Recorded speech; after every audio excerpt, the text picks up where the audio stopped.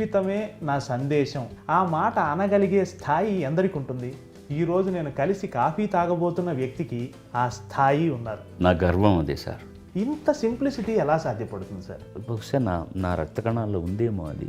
నాకు వచ్చిన చాలా అవార్డులు రివార్డుల కంటే కూడా ఎవరైనా ఇలాంటి మాట అన్నప్పుడు నాకు భారతరత్న 10 వచ్చినంత ఆనందపడతాను నేను. రాజ్ కుమార్ గారికి పాడే అవకాశం వచ్చిందా అండి? ఇది కాదు గొప్ప విషయం. రాజ్ కుమార్ గారు నాకు పాడారు. జేసుదాస్ గారి ప్రయాణం, మీ ప్రయాణం దాదాపు ఒకే కాలంలో జరిగింది. అంటే మీ మధ్య పోటీ ఉందా? కొన్నాళ్ళు చెప్పడానికి నేను ఇబ్బంది పడేవాడిని. మిగతా వాళ్ళు కోపం వస్తుందేమో. పెద్ద సంగీత విద్వాంసులు, సంప్రదాయ సంగీతం పాడేవాళ్ళు సినిమా పాటను చాలా చిన్నతనంగా చూస్తారు.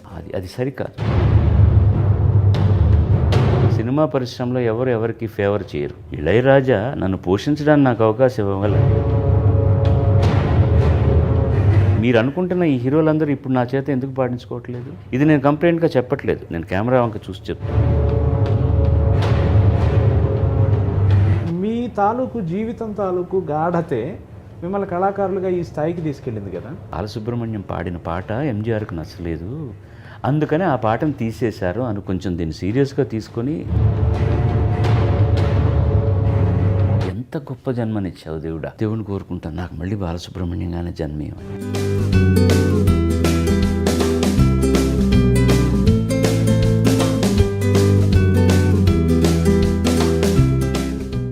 నమస్కారం. కాఫీ విత్ యమునా కిషోర్ ప్రోగ్రాంకి స్వాగతం. ఈరోజు మనం కలుసుకున్న వ్యక్తిని గురించి చెప్పే ముందు నేను ఒక విషయం మీతో పంచుకోవాలనుకుంటున్నాను. నా జీవితమే నా సందేశం అని మహాత్మా గాంధీ అన్నారు. ఆ మాట అనగలిగే స్థాయి ఎందరికి ఉంటుంది? ఖచ్చితంగా ఈరోజు నేను కలుసుకోబోతున్న వ్యక్తికి, ఈరోజు నేను కలిసి కాఫీ తాగబోతున్న వ్యక్తికి ఆ అర్హత, ఆ అనుభవం, ఆ స్థాయి ఉన్నారు. My guest is simply doctor SP Balasubrahmanyam గారు. నమస్కారం సార్. నమస్కారం అండి. ముందు రాగానే ఇంత భయపెట్టేయకూడదు మనుషుల్ని. ఒక జాతిపితను తీసుకొచ్చి చెప్పి ఆయన చెప్పిన కొటేషన్ ఇచ్చి నా జీవితమే నా గురించి మాట్లాడుతుంది అని చెప్పి అంత పెద్ద మాట మాట్లాడేశారు. ఇంక నేనేం మాట్లాడతాను? ఖచ్చితంగా సార్, ఖచ్చితంగా మీ నడతలో అది ఉంది. మీ మాటల కన్నా కూడా మీ జీవితమే చాలా మీ అభిమానులుగా మాకు నేర్పుతుంది. నేను ఈ మాట మాట్లాడి మీ చేత ఇంకా ఎక్కువ మాట్లాడించుకుంటున్నానేమో. ఏం కాదు, వద్దులేండి. కాదు నాకు ఒక చిన్న పద్యం లాంటిది తమిళంలో గుర్తుకొస్తుంది. ఈ ప్రోగ్రాం తెలుగు ప్రోగ్రాం అయినప్పటికీ అది చెప్పాలనుకుంటున్నాను. తమిళ పెద్ద బాల శిక్ష లాంటి ఏదో ఒక పుస్తకంలో ఉండే ఫస్ట్ ఇది అనుకుంటా. నల్లారై కాண்பதுவும் நன்றே, நலமிக்க நல்லார் சொற் கேட்பதுவும் நன்றே, నల్లారు గుణంగళు రైపదుவும் నన్రే, అవరోడు ఇనంగి ఇరుపదుவும் నన్రే. అది మీ గురించే రాసి ఉంటారేమో అబ్బా అని. ఎందుకంటే చెప్తున్నాను, కొందరు ఏమి చేసినా బాగుంటుంది. ఎలాగో చెప్పనా అండి, అధరం మధురం, వదనం మధురం, హసితం మధురం, వసితం మధురం, ఏమి చేసినా అందంగా ఉంటుందంటారే. నిజంగానే చెప్తున్నాను, మీరు మాట్లాడితే అందంగా ఉంటుంది, పాడితే అందంగా ఉంటుంది, మీతో సమయం గడిపినా అందంగా ఉంటుంది. ఇందులో ఏమీ అతిశయోక్తి లేదు.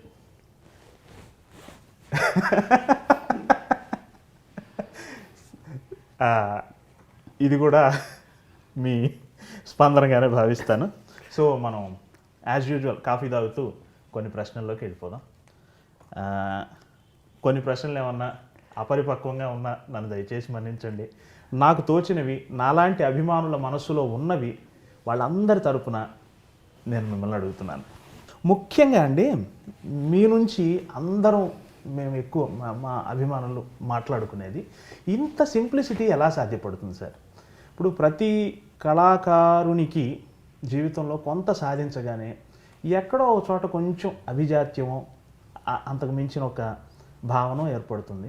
60 ఏళ్ళు గడిచిపోయింది సింగింగ్లో, అయినా అదే సింప్లిసిటీ, రోజు రోజుకి అదే, అంత ఎలా చెప్పాలి, అంత తనను తాను తగ్గించుకున్నవాడు హెచ్చింపబడిన, అంత ఎలా లో ప్రొఫైల్ మెయింటైన్ చేస్తూ అలా ఎలా ఉండగలుగుతున్నారు?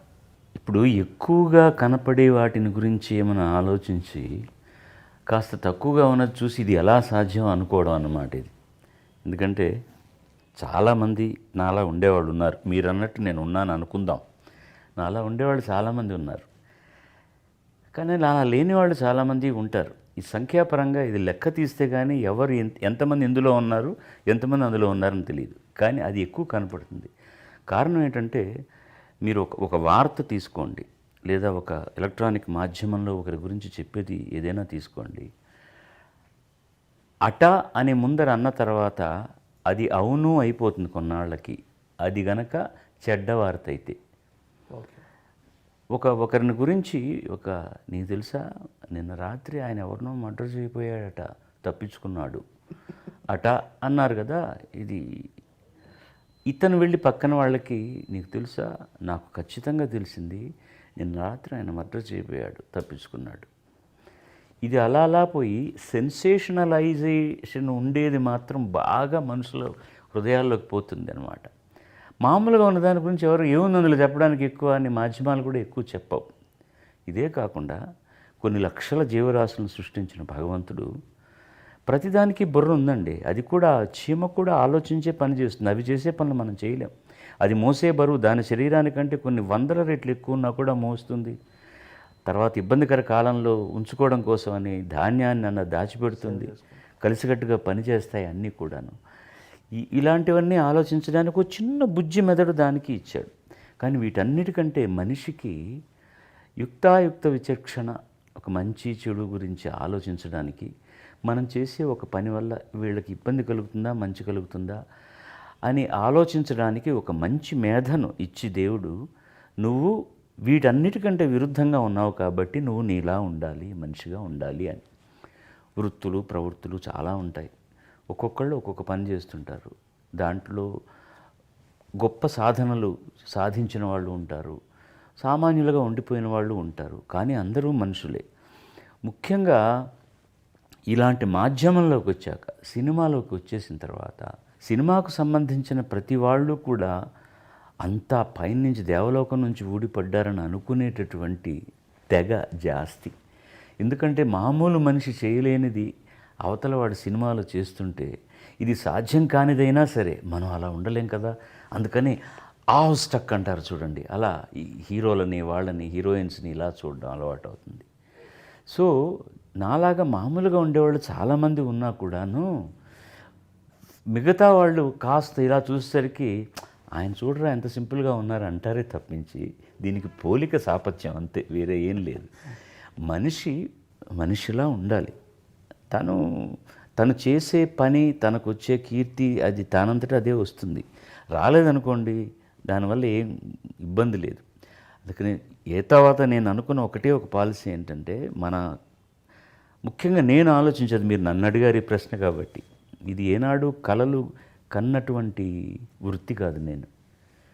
నేను బాగా పాడతానని 10 మంది చెప్తే ఓహో నేను కూడా మిగతా చోట్ల బాగా పాడుతున్నాను, నాకు కూడా ప్రైజులు వస్తున్నాయి కాబట్టి బాగానే పాడుతున్నాను, ఇది నాకు ప్రత్యేకంగా దొరికిన ఒక వరం, మా తండ్రి గారి నుంచి సంక్రమించింది, మా అమ్మగారి నుంచి సంక్రమించింది, దేవుడిచ్చింది అనుకున్నాను తప్ప నా టెక్నికల్ కళ మాత్రం ఇంజనీర్ కావాలని. సో ఎన్నో తమాషా మలుపులు తిరిగి నేను మొట్టమొదటి పాట పాడిన తర్వాత కూడా కోదండపాణి గారు, నువ్వు కనీసం 40 ఏళ్ళు పాడతావు, నువ్వు డిసిప్లిన్గా ఉంటే అని అన్నప్పుడు కూడా ఏదో భ్రాతృవాత్సల్యంతో అంటున్నాడు ఈయన అనుకున్నాను తప్పించి, మహా అయితే 10 పాటలు పాడతానేమో. ఇప్పుడు ఘంటసాల గారు, పిబి శ్రీనివాస్ గారు, అప్పుడే పరిచయమైన యేసుదాస్ గారు, వీళ్ళందరూ ఉండగా ఈ కుర్రవాడిని సంగీత పరిజ్ఞానం అంటే వ్యాకరణం తెలియని వాడిని ఎవడు ఎన్నాళ్ళు పెంచి పోషిస్తారు అని అనుకున్నానే తప్ప, నేను బాగా పాడతానని తెలుసు, కానీ వాళ్ళతో పోల్చుకొని నేను ఆ స్థాయికి రాలేను. ఏదో ఈ 10 పాటలు పాడిన దానివల్ల దొరికిన పారితోషికంతో మా నాన్నగారికి నాకు చదువుకి ఖర్చును కొంచెం ఆ భారం తగ్గించగలనని అనుకున్నాను తప్ప, అది ఇంతింతై వటుడింతై అన్నట్టుగా ఎలా జరిగిందో నా కృషి లేదని నేను అన్న కానివ్వండి, దీని వెనకాతల ఒక దైవకృప ఉందని, నా జన్మకి ఏదో కారణం ఉందని అనిపిస్తుంది. లేకపోతే ఈరోజు కూడా ఏమీ థియరీ తెలియకుండా, సాపాసా తెలియకుండా, ఒక సరళి స్వరం అంటే ఏంటి, జంట స్వరం అంటే ఏంటి తెలియకుండా, ఇప్పుడు 50 ఏళ్ళు, మీరు ఇంతకుముందు 60 అన్నారు, కాదు 50 ఏళ్ళే, 50 ఏళ్ళు ప్రయాణం చేయగలుగుతున్నానంటే ఇది కేవలం నా ప్రజ్ఞ అనుకుంటే మాత్రం అంతకంటే అవివేకం ఉండదు. ఇందులో నా కృషి చాలా ఉంది, ఒక 50% ఉంది. ఆ 50% చాలదు. ఈ 50% కాకుండా భగవంతుడి దయ, జనం నన్ను విని మెచ్చుకునే రీతి, ఇవన్నీ ఉన్నాయని అవగాహనకు వచ్చినప్పుడు మన పాలు తక్కువ కదా, మిగతా వాళ్ళు ఏదో కారణం వల్ల మనల్ని నడిపిస్తున్నారు కాబట్టి వాళ్లకు సేవకుడై వినమ్రుడుగా ఉండడమే మంచిది. నువ్వు సేవకుడు అంటే ఇంటికి వెళ్ళి సేవ చేయక్కర్లేదు. వాళ్ళు ఏం ఎక్స్పెక్ట్ చేస్తున్నారు నీ దగ్గర నుంచి? ఇతను బాగా పాడతాడని ఒక కితాబ్ ఇచ్చేశారు.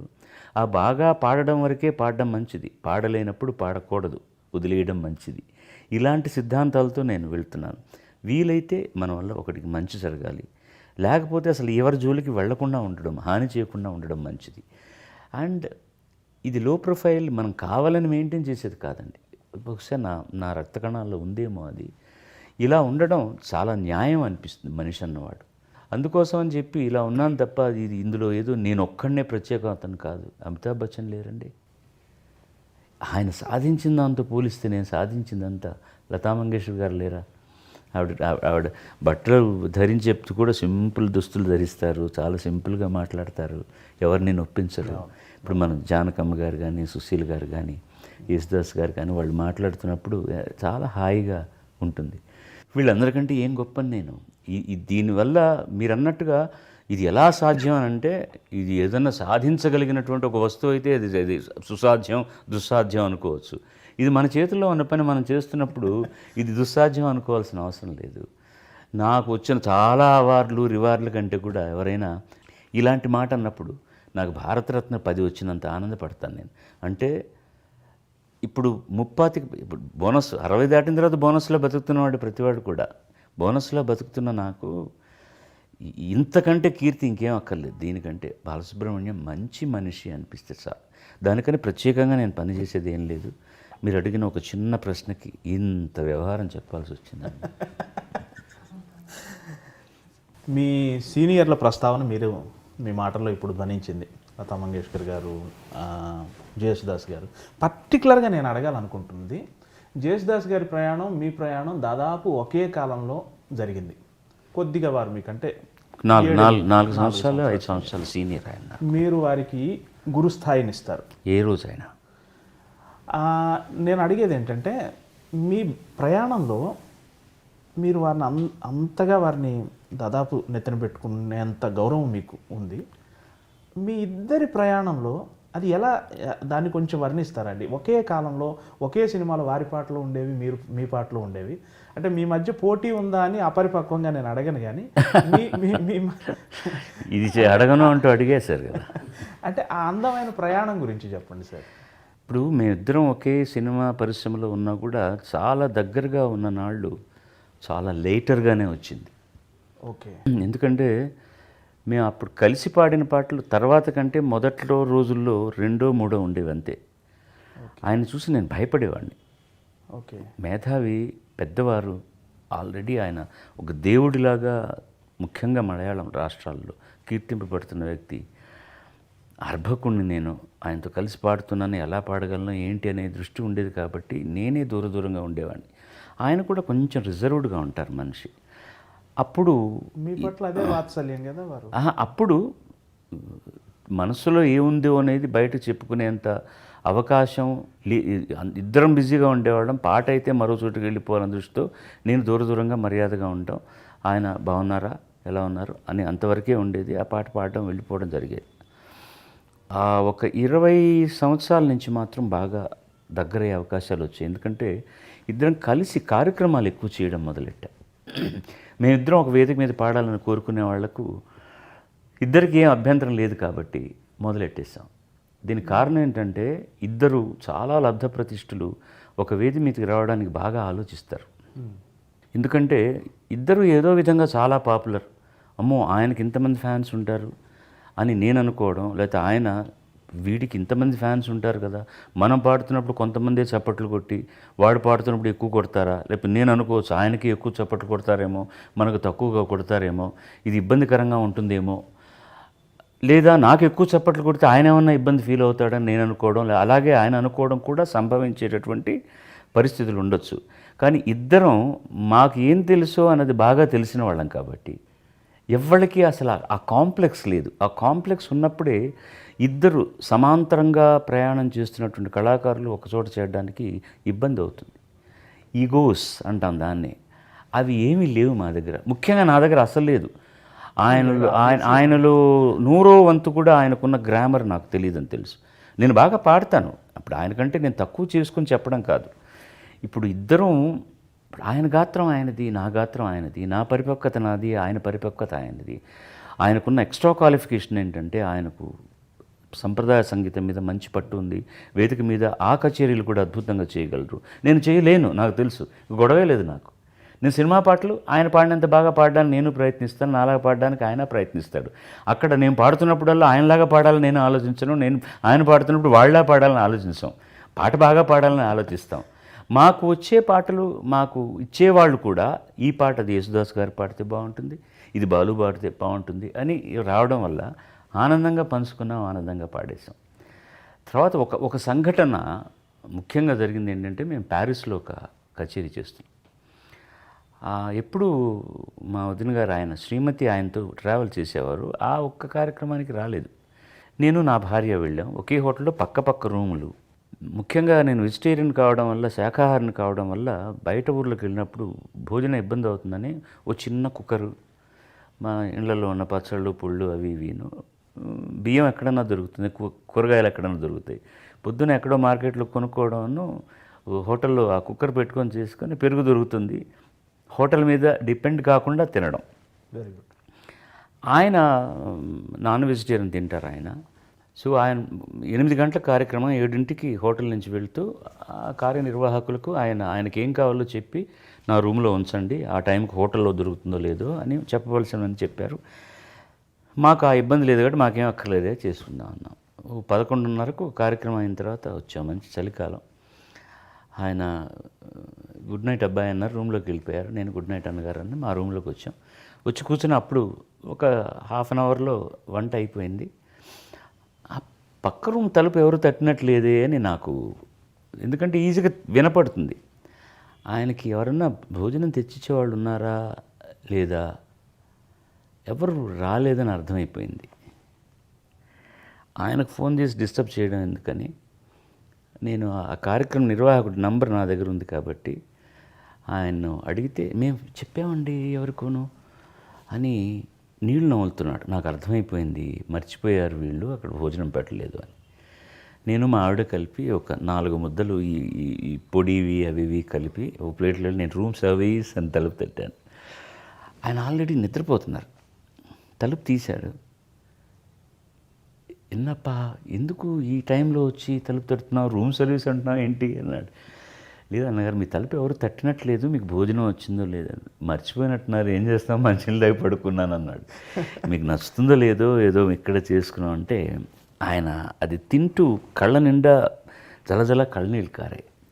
జీవితంలో ఆకలంటే బాగా తెలిసిన వాడిని, చాలా కష్టపడి వచ్చాను, ఎన్నో దేవాలయాలు తిరిగాను, అందరూ దేవుళ్ళ మీద పాడాను, ఇంత చక్కటి ప్రసాదం నాకు జీవితంలో ఎప్పుడూ దొరకలేదు నాయన అన్నారు. ఆ రోజు నుంచి నాకు ఇంకా బాగా దగ్గరై, నా తమ్ముళ్ళ కంటే ఎవరు ఎక్కువ మొట్టమొదటి వాడేవాడంటే బాలసుబ్రహ్మణ్యం. ఈయన ప్రతి సభలో చెప్తారు అది ఆయన. అప్పటి నుంచి మేము ఇంకా దగ్గరగా. అంతకు మునుపు ఒక వృత్తిరీత్యా ఆయన ఒక మంచి పాట పాడితే, ఇంత మంచి పాట మనకు దొరకలేదే నేను అనుకుంటాను కాబట్టి నాకు తెలుసు. అలా నా పాట గురించి ఆయన అనుకున్నారో లేదో తెలియదు. కానీ ఇద్దరికీ ఒకళ్ళ మీద ఒకళ్ళకి మంచి గాయకులు అన్న ఒక మర్యాద ఉన్నది. అది ఆ సౌభ్రాతృత్వం ఇంకా ఎక్కువగా పరిమళించడానికి ఈ సందర్భం ఉపయోగపడింది. ఆయన మా నాన్నగారు దాదాపు 20 సంవత్సరాలు ఉంచావృత్తి చేసి త్యాగరాజ ఆరాధన ఉత్సవాలు నెల్లూరులో చేసేవారు. పోయిన సంవత్సరం 50 సంవత్సరం. మా నాన్నగారు పరమపదించి 25 ఏళ్ళు పైన అయింది. ప్రతి సంవత్సరం నేను ఒక గాయకుడిని గాయనిమణిని అక్కడికి తీసుకెళ్ళి పాడించడం ఆనవాయితీ. ఈ పోయిన సంవత్సరం అడగంగానే ఆయన వచ్చారు, ఒక్క పైసా తీసుకోకుండా ఆయన వచ్చి ఆ వేదిక మీద నేను ఆయనకు సాష్టాంగంగా ఆయన కాళ్ళకు మొక్కాలని నా కోరిక. మా నాన్నగారు ఇచ్చిన వేదిక అది. ఆయన చలించిపోయారు. నా మీద గౌరవం ఉందని తెలుసు, ఇంతమంది నువ్వు పెద్దవాడి రా, ఎందుకు నాకు కాళ్ళకి దండం పెడతా, నేను పెద్దవాడిని, మీరు నాకంటే పెద్దవాళ్ళు కాబట్టి మీ కాళ్ళకి దండం పెట్టడం తప్పులేదు అని ఆయనకు ఒక జ్ఞాపిక ఇచ్చాం. మా నాన్నగారు మొట్టమొదట ప్రారంభించినప్పుడు ఆ వేదిక మీద మొట్టమొదట పాడినవారు చెంబై వైద్యనాథ భాగవతార్, యేసుదాస్ గారి గురువు గారు. ఆ బొమ్మ చూసి ఆయన చాలా కదిలిపోయి, మా గురువుగారు ప్రారంభించిన వేదిక మీదకి నేను రావడానికి 50 ఏళ్ళు పట్టిందన్నమాట అన్నారు. అంటే ఎంత సంస్కారం ఉన్నవాడు. సో ఆ బేసిక్ సంస్కారం ఉన్నప్పుడు ఏ విధమైన ఇబ్బంది రాదండి మనుషులు, మీరే హాయిగా జరిగిపోతుంది. ఒకవేళ ఇప్పుడు మీరు అన్నయ్యని గురించి అడిగారు కాబట్టి నేను చెప్పాను, మిగతా ఎవరైనా అటు ఇటుగా ఉన్నా కూడా నేను చాలా సర్దుకుపోతాను. వాళ్ళే వీడు ఇంత మంచివాడు ఏంట్రా వీడితో మనం ఇలా పోటీ పెట్టుకున్నాం అనుకునే స్థితికి వచ్చేస్తారు. చాలామంది అలా అయ్యారు. చాలామంది నా మీద విమర్శలు చేసి చివరిదాకా అలా ఉన్నవాళ్ళు ఉన్నారు.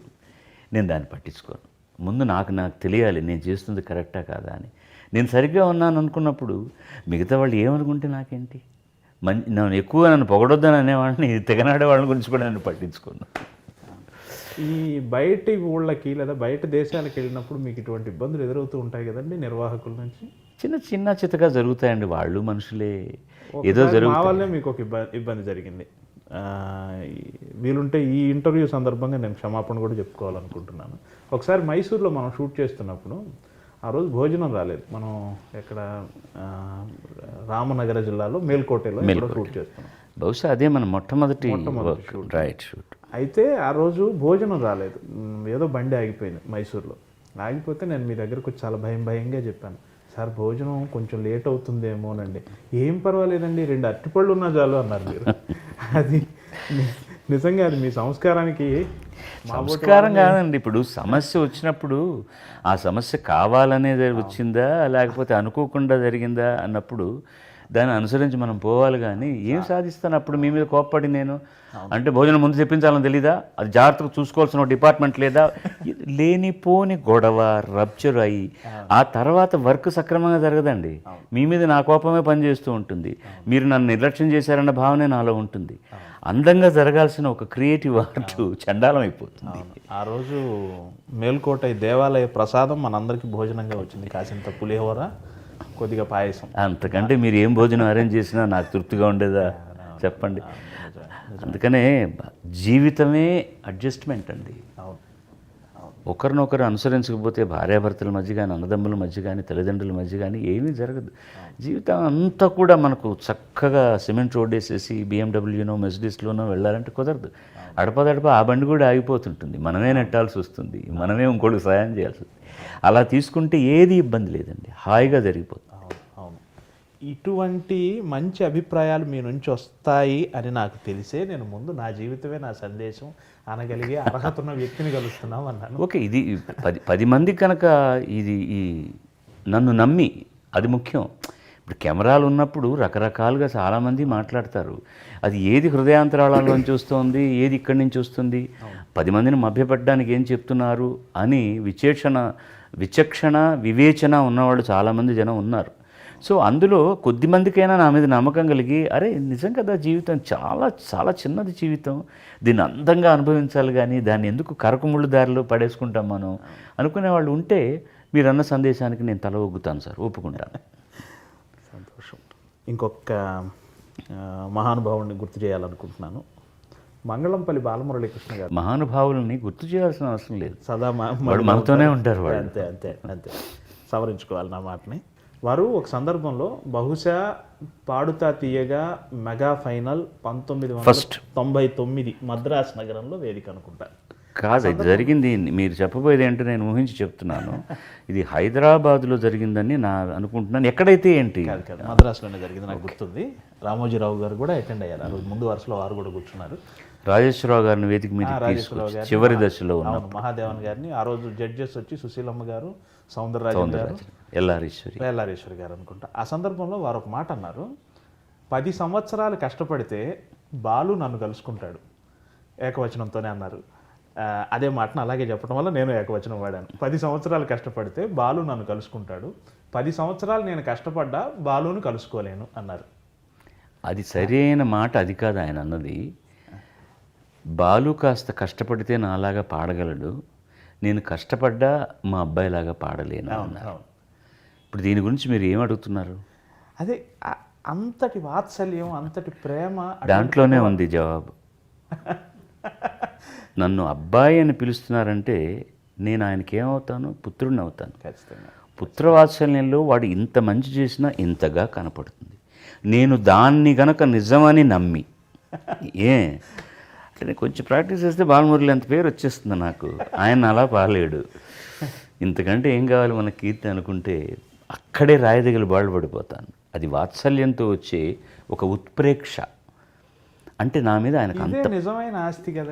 అంతేనండి, దీనికి మించింది లేదు. ఎప్పుడైనా కూడా ఎపిటాఫ్ అన్నది మనకు లేదు, కానీ ఎవరిదైనా పరమపదించిన తర్వాత ఒక శిలాఫలకం రాస్తారు కదా, ఫలానా వాళ్ళు పుట్టిన తేదీ దాని మీద రాయగలిగితే మా వీటిలో ఉన్న మంచి లక్షణాలు ఇవి, వీళ్ళలో ఉన్న చెడు లక్షణాలు ఇవి అని కూడా రాయగలిగితే బాగుంటుంది. రాయలేరు ఎవరైనా కూడా. Very good. సో అల్టిమేట్గా అలాంటి ఎపిటాఫ్ ఏదైనా if somebody can write on my సమాధి మీద రాయగలిగితే, ఇప్పుడు ఎవరికన్నా అదేంటండి అంత మాట అనకండి, చెవికి ఇబ్బంది, ఇప్పుడు 100 ఏళ్ళ తర్వాత అయినా చనిపోవాలి కదండి. అడగలిగితే ఒక అవతార పురుషుడు ఇలా ఆశీర్వదించాడు ఇతన్ని అని రాస్తే చాలనిపిస్తుంది నాకు, బాలమురళి గారు చెప్పిన మాట. అది భ్రాతృవాత్సల్యంతోనో పుత్రవాత్సల్యంతోనో అన్నది ఆయనకు ఆ నమ్మకం ఉండి ఉండొచ్చు. ఎందుకంటే ఇప్పుడు నాకు అనిపిస్తుంది నేను అది చేయలేదు కాబట్టి ఆయన చొరక వేశాడు. అథవా ఇన్నేళ్ళుగా పాడుతున్నావు, నా దగ్గరికి ఇంతమంది వచ్చి క్యూలో నిలబడి సంగీతం నేర్పించండి అంటే నాకు వ్యవధి లేకుండా నేను కొంతమందినే స్వీకరించగలుగుతున్నాను. నన్ను నాన్నగారు అని పిలుస్తున్నా, నా దగ్గరకు వచ్చి సంగీతం నేర్చుకోలేవురా నువ్వు, నేర్చుకుంటే ఇంకా ఎక్కడికి వెళ్ళేది నీ కీర్తి పతాక అని ఆయన నన్ను హెచ్చరిస్తున్నట్టే తీసుకున్నాను తప్ప, ఆయన సినిమా పాట ఇప్పుడు ఓ చిన్నదానను ఆయన చేత పాడిస్తామా, ఒకవేళ ఆయన పాడినా అలా పాడతారా, ఉండదు కదా. అది నేను అలాగే తీసుకుంటాను తప్ప, అంటే ఈ పాట ఏదో చాలా చిన్న విషయం అని కాదు నేను అనడం. ఆ పాట చాలా ఏం పెద్ద గొప్ప పాట కాదని కాదు. ఎవళ్ళకు ఉండాల్సిన లిమిటేషన్స్ వాళ్ళకు ఉంటాయి. చాలామంది పెద్ద సంగీత విద్వాంసులు, సంప్రదాయ సంగీతం పాడేవాళ్ళు సినిమా పాటను చాలా చిన్నతనంగా చూస్తారు. అది సరికాదు. ఏది శుభం, ఏది సులభం కాదు, ఏదీ కష్టం కాదు. మనసు పెడితే ఏదైనా సాధించవచ్చు. అలాగని ఇదేముంది మనకి ఇంత విద్య ఉంది కదా సినిమా పాట ఊదేస్తాం అనుకుంటే చాలామంది దానివల్ల కాదు అసలు. అది ఎవరి పని వాళ్ళదే. అది కానే కాదు. దేనికి ఇవ్వాల్సిన మర్యాద దానికి ఇవ్వాల్సిందే. ఇప్పుడు చక్కగా సూట్ వేసుకొని ఒక రిసెప్షన్కి వెళ్తున్నాం మనం, ఏముంది కాళ్ళ దగ్గర ఉండేది ఎవరు చూస్తారని ఏమీ వేసుకోకుండా వెళ్తామా? సూట్ వేసుకున్నప్పుడు షూవే వేసుకోవాలి. ఆ షూ మ్యాచ్ అవుతుందా లేదా చూసుకోవాలి. అలా లేకపోతే సూట్ అక్కర్లేదు, హాయిగా పంచు కట్టుకుని ఒక చల్ల చొక్కా వేసుకొని వెళ్ళచ్చు. సో దేనికి ఇవ్వాల్సిన మర్యాద దానికి ఇస్తేనే అది కరెక్ట్గా ఉంటుందన్నమాట. అందుకని సినిమా పాట అయినా ఏదైనా దాంట్లో మనసు పెట్టి పనిచేయడమే ముఖ్యం. ఆయన అది ఆ లోతుగా తెలిసిన వాళ్ళు కాబట్టి ఆ ప్రశంసను నేను అలా తీసుకుంటాను. నువ్వు ఎందుకురా ఇంకా సంప్రదాయ సంగీతం నేర్చుకోలేదు అని ఆయన ఒక చిన్న ఝలక్ ఇచ్చారు. అందరి ప్రేమను పొందగలగడం నా అదృష్టం. మంగేష్కర్ గారు మిమ్మల్ని ప్రేమిస్తారు, ఆశా భోంస్లే గారు, సుశీలమ్మ గారు, జానకి గారు, వారి తర్వాత వచ్చిన వీళ్ళంతా మీ కొద్ది తర్వాత తరం వాళ్ళు, ఇంతమంది ప్రేమని బహుశా ఇంకే కళాకారుడికి ఇంత ప్రేమ నిధి ఉండదేమో కదా. నా గర్వం అదే సార్. నేను చాలా గర్వపడతాను. అది ఎవరికి దొరికి నేను ఒక కార్యక్రమం అయిన తర్వాత ఎక్కడ కర్ణాటకలో కానీ కేరళలో కానీ ఎక్కడైనా సరే కారు ఎక్కే వరకు అంత కష్టం, వాళ్ళ ప్రీతితోటి నన్ను అంత కష్టపడతారు. ఎక్కి వెళ్తుంటే బారులు తీరి కారుతో పరిగెత్తుకొచ్చి ముసలి ముద్దగా చిన్న నమస్కారం అయ్యా నమస్కారం అన్న అంటారు.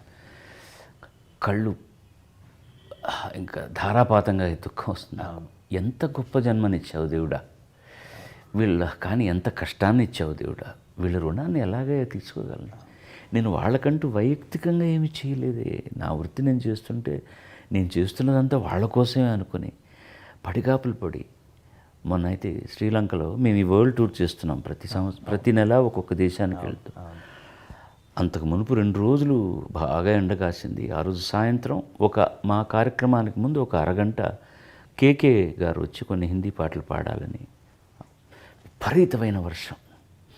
పాప ఆయనకు మొదలు పెట్టక తప్పదు, చేస్తున్నారు. నేను నా క్యారవాన్లో ఉన్నాను. అంత దీర్ఘంగా అంత లోతుగా నేను ఎప్పుడు భగవంతుని ప్రార్థించలేదు. సరే వర్షం చినుకుల్లాగా జరుగుతోంది. నేను బయట నన్ను రమ్మన్నారు వెళ్దామండి అంటే, జనం ఉన్నారా ఉన్నారు సార్ అన్నారు. నేను వేదిక ఎక్కగానే వర్షం ఆగిపోయింది. జనాలు పిల్ల జల్ల గొడుగు పట్టుకున్నారు, కుర్చీలు పెట్టుకున్నారు, చుట్టుపక్కల చెట్ల కింద ఉన్నారు. వచ్చిన 7,000 మందిలో ఒక 500 మంది వెళ్ళిపోయి ఉంటారేమో కుదరదని. అప్పటి నుంచి రాత్రి 12 గంటల వరకు కార్యక్రమాన్ని చూశారు. ఎంత ఆనందపడ్డారు, కన్నీళ్లు పెట్టుకున్నారు, కేరింతలు కొట్టారు. 12:05కు వేదిక దిగుతుంటే కుంభద్రోణ వర్షం మొదలైంది. ఏమనుకోవాలి దీన్ని? వాళ్ళ ప్రేమ ప్రకృతిని కూడా శాసించింది అని అనుకుంటాను. ఎస్. సో దాని మీద అంత గౌరవం ఉన్నప్పుడు నా దిగులల్లా ఒకటే. ఇప్పుడు మామూలుగా ప్రతి ఒక్కళ్ళు జన్మరాహిత్యాన్ని కోరుకుంటారు. నాకు ఈ జన్మ చాలు మనిషిగా నాయన, ఇంకెప్పుడు నీ దగ్గర అక్కడికి వెళ్తామో ఉంటామో లేదో తెలియదు, కానీ జన్మరాహిత్యం కోరుకుంటారు. నాకు చాలా జన్మలు కావాలని కోరుకుంటాను నేను.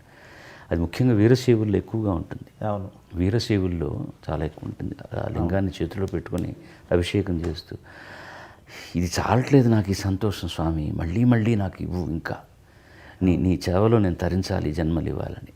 నేను ఆ ఆధ్యాత్మిక చింతనతో కాకుండా ఇంతమంది రుణం తీర్చుకోవాలంటే నేనేం చేయగలను? ప్రతి ఇంటికి గడపకు వెళ్ళి నేను సాష్టాంగ నమస్కారం చేయలేను. నేను బాగా పాడాలి, వాళ్ళకి ఇంకా సంతోషాన్ని ఇవ్వాలి. కానీ ఒక జన్మ చాలదు కదా. దేవుని కోరుకుంటాను నాకు మళ్ళీ బాలసుబ్రహ్మణ్యంగానే జన్మేయమని. దీంట్లో మళ్ళీ ఒక చిన్న లంకి ఉంది. నేను ఇంకో జన్మలో బాలసుబ్రహ్మణ్యంగా పుట్టినా వీళ్ళందరూ మళ్ళీ పుడతారా ఇలాగే? వాళ్ళు ఆ రుణాన్ని తీసుకుని అలాగే వెళ్ళిపోతారు. వీళ్ళందరూ కూడా పుట్టాలి, నేను పుట్టాలి. ఇది సాధ్యం అవుతుందా లేదో తెలియదు, కానీ అంటే అంత గంభీరమైనటువంటిది నా కోరిక. ఎందుకు వినయంగా ఉండడానికి అవకాశం లేదండి. ఏమి చేసుకున్నాం మనం, నాకు ఇప్పుడు కూడా అర్థమైపోతుంది గుండె. ఎంత ప్రేమ, ఎంత గౌరవం, ఎంత మంచి జన్మిచ్చాడు దేవుడు. మీరు చెప్తుంటే ఇక అసలు మాటలే లేవు. ఒకటి మటుకు తెలుగువాడిని అయినా కానీ నేను ఒక్క కమెంట్ చేయాలనుకుంటున్నానండి. మీ అభిమానులందరిలో కూడా కన్నడ ప్రజల అభిమానం అతి తీవ్రమైందండి. కొన్నాళ్ళు చెప్పడానికి నేను ఇబ్బంది పడేవాడిని. మిగతా వాళ్ళు కోపం వస్తుందేమో, అందరూ నన్ను ముద్దుగా చూసుకుంటున్నారు, ఎందుకు వీళ్ళ దగ్గర అంటే మేము కాదా అని. ఎందుకంటే నేను ఫేస్బుక్లో ఇండియా గెలవగానే బ్రావో ఇండియన్ టీమ్ అని నేను పెట్టగానే అందరూ సంతోషంగా పెడుతూ ఎవరో ఒకరు మీకు క్రికెట్ అయినా గేమ్ లేదా, ఇంకా మన junior hockey team world cup గెలిచారు అది పెట్టాను, అది ఆయన చూడలే. ప్రతి వాళ్ళు మనిషి అన్నవాడికి ఎప్పుడు ఇందులో ఎక్కడన్నా ఇబ్బంది ఉందా, నెగటివిటీ ఉందా అని ఆలోచిస్తారు తప్ప, అరే వీళ్ళు బాగా ఆడారు అని అన్నాను కానీ మనం కూడా చప్పట్లు కొడదామని ఆలోచించరు. అంటే వీడనా గొప్ప, వాళ్ళు కాదా, అలా నెగటివ్గా ఆలోచించేవాళ్ళు చాలామంది ఉంటారు. ఇప్పుడు మీరన్నట్టుగా అది చెప్పడానికి కొన్నాళ్ళు నేను సంశయించేవాడిని, కానీ ఇప్పుడు వీటికి నేను చాలా అతీతున్నాయని. ఎందుకంటే కొన్ని ఉన్నటువంటి శృంఖలాలన్నీ మెల్లమెల్లగా తెంచుకుంటూ నేను విశ్వమానవుని అవుతున్నాను. అలాంటప్పుడు చెప్పకుండా ఉంటే అవతల వాళ్ళకి ద్రోహం చేసిన వాడిని కూడా అవుతాను. కారణం ఏంటో నాకు తెలియదు. ఇప్పుడు నన్ను తెలుగు వాళ్ళు ప్రేమిస్తారు, తమిళీయులు ప్రేమిస్తారు, మలయాళీలు ప్రేమిస్తారు, అండ్ నార్త్లోనూ ప్రేమిస్తారు. కానీ ఈ కన్నడిగులు కాదు, ఆ పిచ్చి ఏమిటో తెలియదండి. నేను రోడ్లో నిలబడి ఆ బస్సు కింద పడిపోంటే వాడు నమస్తే గురువు అని వెళ్ళి పడిపోతాడు. అవును, ఖచ్చితంగా. అది ఎందుకో నాకు తెలియదు, కారణం ఏంటో. అన్ని మంచి పాటలు ఇచ్చారు. ఎవరైనా అంటే వాళ్ళు చాలా భాషా ప్రియత్వం ఎక్కువగా ఉన్నవాళ్ళు, వీరశైవులు కూడా ఎక్కువగా అక్కడే ఉన్నారు. వాళ్ళు భాష మీద విపరీతమైనటువంటి ఒక వీరాభిమానం ఉన్న వ్యక్తులు. మరొకరు వచ్చి వాళ్ళ టెరిటరీలోకి ఎంట్రీ అయితే ఒప్పుకునేవాళ్ళు కాదు. కానీ అలా కాదు, సంగీతపరంగా జానకి గారు, పిబి శ్రీనివాస్ గారు వీళ్ళందరికీ కూడా పెద్దపీట వేశారు. కానీ వాళ్ళకంటే ఒక్క అంగుళం నాకు కొంచెం ఎక్కువ వేశారేమో అనిపిస్తుంది. కారణం ఏమైనా కావచ్చు, అది వేరే విషయం. సర్వే జరిగింది, బహుశా మీకు తెలిసే ఉంటుంది అనుకుంటాను. రాజ్ కుమార్ గారి తరువాత అత్యంత ప్రజాదరణ కలిగిన కళాకారుల్లో మీరు రాజ్ కుమార్ గారి ఒకరుగా ఉండొచ్చండి. ఎందుకంటే విష్ణువర్ధన్ వీళ్ళందరినీ కూడా చేస్తారు, అంత మర్యాదిస్తారు నాకు. ఎందుకంటే రాజ్ కుమార్ పిల్లలు కూడా ఇప్పుడు ఎక్కడ కనపడ్డా వచ్చి కాళ్ళకు దండం పెట్టి ఒక చిన్న అన్నలాగానే చూసుకుంటారు. రాజ్ కుమార్ గారికి పాడే అవకాశం వచ్చిందండి? 5-6 పాటలు పాడాను ఆయనకి. ఇది కాదు గొప్ప విషయం, రాజ్ కుమార్ గారు నాకు పాడారు, అది గొప్ప విశేషం. రాజ్ కుమార్ గారికి ఇప్పుడు ఘంటసాల గారు నాగేశ్వరరావు గారికి, రామారావు గారికి పాడుతున్నప్పుడు మరొకరు పాడడం ఎంత కష్టమో నాకు అంత కష్టమైంది. వారు పరమపదించిన తర్వాత కూడా జనం అంగీకారం ఇద్దరి మొహాల మీద నా గొంతుకు వినిపించడానికి తెర మీద చాలా కాలం పట్టింది. సరే, దాని కృషి నాదేదో ఉంది, ఆ కథ అందరికీ తెలిసింది. రాజ్ కుమార్ గారు అంటే పిబి శ్రీనివాసే, పిబి శ్రీనివాస్ అంటే రాజ్ కుమార్ గారే. అలా వాళ్ళిద్దరూ ఇప్పుడు ఘంటసాల, రామారావు, నాగేశ్వర గారు లాగా ఐక్యమైపోయారు. ఆయన చాలా గొప్ప గాయకుడు. రాజ్ కుమార్ గారు చాలా ట్రైన్డ్ సింగర్, ఆయన నేషనల్ అవార్డు విన్నర్ ఆల్సో. చాలా సంప్రదాయ సంగీతాన్ని పాడగలరు, సినిమా సంగీతాన్ని పాడగలరు. ఒక సినిమా చేశాను, అల్లుడు గారు అని తెలుగులో వచ్చింది కదా, మామగారు. అందులో దాసనారాయణ గారు వేసిన పాత్రని తమిళంలో జనకరాజ్, అది మొదట ఆధారం, అది తర్వాత తెలుగులో చేశారు. కన్నడంలో నేను చేశాను. ఓం సాయి ప్రకాష్ గారు డైరెక్టర్. దానికి మ్యూజిక్ కూడా నేనే చేశాను. అల్లుడి పాత్ర శశికుమార్ అనే తెలుగు అబ్బాయి, బట్ కన్నడంలో చాలా ప్రముఖ హీరో అప్పుడు. నేనేమన్నా అంటే డైరెక్టర్ తోటి, అతనికి 3 పాటలు ఉన్నాయి, ఈ పాత్ర నేను ధరిస్తున్న పాత్ర కూడా 2 పాటలు ఉన్నాయి. నేను అతనికి పాడి నాకు పాడుకోవడం న్యాయం కాదు, నా పాటలు నేను పాడుకుంటాను, అతనికి రాజేష్ లాంటి మంచి సింగర్స్ ఉన్నారు, అతని చేత పాడిస్తామంటే ఒప్పుకున్నారు. నిర్మాత ఒప్పుకున్నాడు, దర్శకుడు ఒప్పుకున్నాడు. కానీ ఆ అబ్బాయి ఒప్పుకోలేదు, శశికుమార్. నాకు మీరేం చేస్తారో నాకు తెలియదు, నేను మీ గొంతు పెరిగిన వాడిని, మీరు సడన్గా ఇప్పుడు నాకు నేను వేరే వాళ్ళ చేత పాడిస్తుంటే నేను ఒప్పుకోను, నేను ధర్నా చేస్తాను, నాకు మీరే పాడాలి. వెళ్ళిన తర్వాత ఎట్లా నచ్చ చెప్పండి అయ్యా అన్నాను డైరెక్ట్. లేదు సార్, మూర్ఖుడు సార్, వింటం లేదు సార్ అతను అన్నాడు. సరే అయితే నేనే అతని దారికి వస్తాను, అతని పాటలు నేను పాడతాను, నా పాటలు ఇంకెవరు పాడాలి, అంత మంచి పాటలు ఉన్నాయి, నా అదృష్టం బాగుంటే రాజ్ కుమార్ గారిని అడుగుదాం అని అనుకొని ఆయన్ని నేను అడిగాను, డైరెక్ట్లు అడిగాను. ఆయన, మహాప్రభు మీరు చాలా మీకంటూ ఒక పెద్ద సేనే ఉంది ఇక్కడ, మీరు పాడి మీరు చాలా బాగా యాక్ట్ చేస్తున్నారు కూడాను, మీరు ఇంత బాగా పాడుతూ మీకు వేరే గాత్రం నేను పాడితే రేపు వాళ్ళు ఒప్పుకోలేదంటే మాత్రం నా పరువు పోతుంది, మీ పరువు పోతుంది, మీరు అసలు గాయకుడు, మీరు, నేను యాక్టర్ అయ్యే గాయకుడిని అయ్యాను, మీరు గాయకులే యాక్టర్ అయ్యారు. ఒక గాయకుడికి నేను ప్లేబ్యాక్ పాడే, అంత పేరున్న గాయకుడికి ప్లేబ్యాక్ పాడే సాహసం నేను చేయలేనన్నారు. ఎంత చెప్పినా ఒప్పుకోలేదు ఆయన. నేను ట్రాక్స్ నేను పాడేసుకున్నాను, నా పాటలవి. మేము షూటింగ్కి వెళ్తున్నాను అన్నగారు, ఆ ట్రాక్స్ ఫలానా స్టూడియోలో ఉన్నాయి, క్యాసెట్లు మీకు ఇచ్చాను, మీరు పాడేదాకా ఆ సినిమా రిలీజ్ కాదు, ఇంకా మీ దయ అని ఆయన ఎంత వారిస్తున్నా వెళ్ళిపోయాం. ఆయన ఆలోచించి ఇది ఇంక వీళ్ళు ఒప్పుకునేటట్టు లేరని ఆయనే రికార్డింగ్ స్టూడియోకి వెళ్ళి, నేను లేను, ఆ పాటను నేను ఎలా పాడానో దాన్ని ఆయన పాడి, ఆ తర్వాత ఏదో పాడాను, నాకేమో మీరు పాడినట్టు లేదు, బాగాలేకపోతే నన్ను ఏమీ అనుకోకండి అని పారితోషికం తీసుకోకుండా ఆ పాటలు ఒక్క లైన్ ఏమైనా వీలుంటే, దీపావళి దీపావళి తనానా తరాననా తననా తననా ఇదొకటి. తర్వాత అల్లుడి క్షేమం కోసమని తీర్థయాత్రలు చేస్తూ వెళ్తాడు ఇతను. కన్నప్ప కొట్టను కండను తరితాని నానన శివనే హరనే అని ఓ పాట, ఈ 2 ఆయన పాడారు. నాకు ఆ సినిమాలో అన్ని పాటలు హంసలేఖ రాసి. ఇప్పుడు ఒక పొసెసివ్నెస్ చాలామంది హీరోలు మేమే చూపిస్తారు, మాకు బాలుగారే పాడాలి, అది ప్రేమతోనే. ఇప్పుడు సల్మాన్ ఖాన్ బాలుగారే కావాలి, దాదాపు 10 ఏళ్ల పాటు ఆయన నోటి నుంచి వచ్చిన ప్రతి పాట మీదే. అట్లాగే రజనీకాంత్, చిరంజీవి గారు, ఇలా చాలామంది ఒక వ్యక్తిగతమైన ప్రేమను కూడా మీ మీద పెంచుకున్నారు కదా, అది మీకు ఎలా అనిపిస్తుందండి? సార్ అంత నేను సల్మాన్ ఖాన్కి ఏం 10 ఏళ్ళు ఏం పాడలేదండి, ఒక 4-5 సంవత్సరాలు పాడుంటాను. 91 to 97 or something like that I have song. Because అతని కెరీర్ నాతో ప్రారంభమైంది, పీపుల్ ఐడెంటిఫై చేశారు. తర్వాత అక్కడ నార్త్లో వాళ్ళ సింగర్స్ వచ్చిన తర్వాత ఇప్పుడు నేను అసలు పాడలేదు, అతను బోల్డ్ సినిమాలు చేశారు, నేనేం పాడలేదు. అలాగే సార్ ఎవరైనా కూడాను ఒక అలవాటు అయిపోయిన తర్వాత వాళ్ళ పర్ఫార్మెన్స్కి నా గాత్రం దోహదం చేస్తోంది అనుకున్నప్పుడు, నేను పాడడం వల్ల వాళ్ళ పర్ఫార్మెన్స్ కూడా ఒక కొత్త డైమెన్షన్ దొరుకుతుంది అనుకున్నప్పుడు కోరుకోవడంలో తప్పేం లేదు. ఇక్కడ పొసెసివ్నెస్ అనేది వైయక్తికం కాదు. నేను చాలా బాగా పాడతాను ఉన్నమాట, ఇప్పుడు కూడా నేను చాలా బాగా పాడతాను కాబట్టి వాళ్ళ పర్ఫార్మెన్స్కి అది ఆలంబన అవుతుంది కాబట్టి నేను కావాలని కోరుకున్నాను. మీరు ఒక నిమిషం, మీరు అనుకుంటున్న ఈ హీరోలందరూ ఇప్పుడు నా చేత ఎందుకు పాడించుకోవట్లేదు? మిమ్మల్ని నేను ఇంటర్వ్యూ చేస్తున్నాను, చెప్పమానండి. చాలామంది ఆ తర్వాత సినిమాలు యాక్ట్ చేస్తూనే ఉన్నారు కదా. ఇప్పుడు ఉన్నటువంటి లబ్ధ ప్రతిష్ఠలైన ఆర్టిస్టులందరికీ నేను పాడాను, వాళ్ళు మొదలుపెట్టినప్పటి నుంచి పాడుతూనే ఉన్నాను.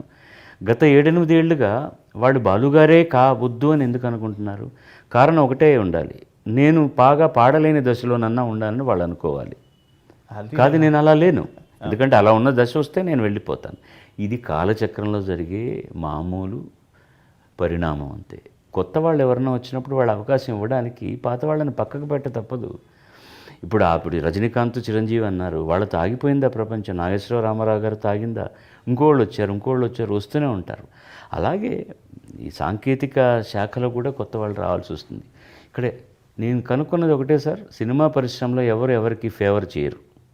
మీతో పని ఉంటేనే, ఇది నేను కంప్లైంట్గా చెప్పట్లేదు, నేను కెమెరా వంక చూసి చెప్తున్నాను. ఇప్పుడు వాళ్ళు నన్ను పిలవలేదని నేను కంప్లైంట్ చేయలేదు. I'm not doing it. ఇది సహజమైనటువంటి పరిణామం. బట్ వన్ థింగ్, అలాగని చెప్పి నన్ను నేను తక్కువ చేసుకోవడానికి ఇష్టపడను.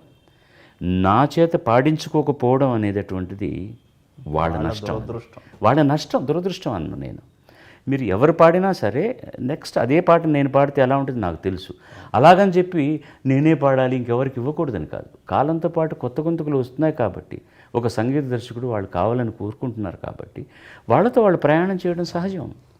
వాళ్ళకు అవకాశం రావాలి. But I want to ascertain, ఒక పాయింట్ చెప్పదలుచుకుంది ఏంటంటే, నేను గతంలో వాళ్ళకి ఎలా పాడగలిగానో ఇప్పుడు కూడా అలా పాడగలను. ఇప్పుడు నేను పాడలేకపోవడానికి కారణం ఏంటంటే ఈ కాలంతో వచ్చేటటువంటి ఒక పరిణామం. అది సహజంగానే తీసుకోవాలి. కాబట్టి నన్ను వీళ్ళు పిలవట్లేదే, నేను పనికిమాలిన వాడిని అనుకోవాల్సిన అవసరం లేదు.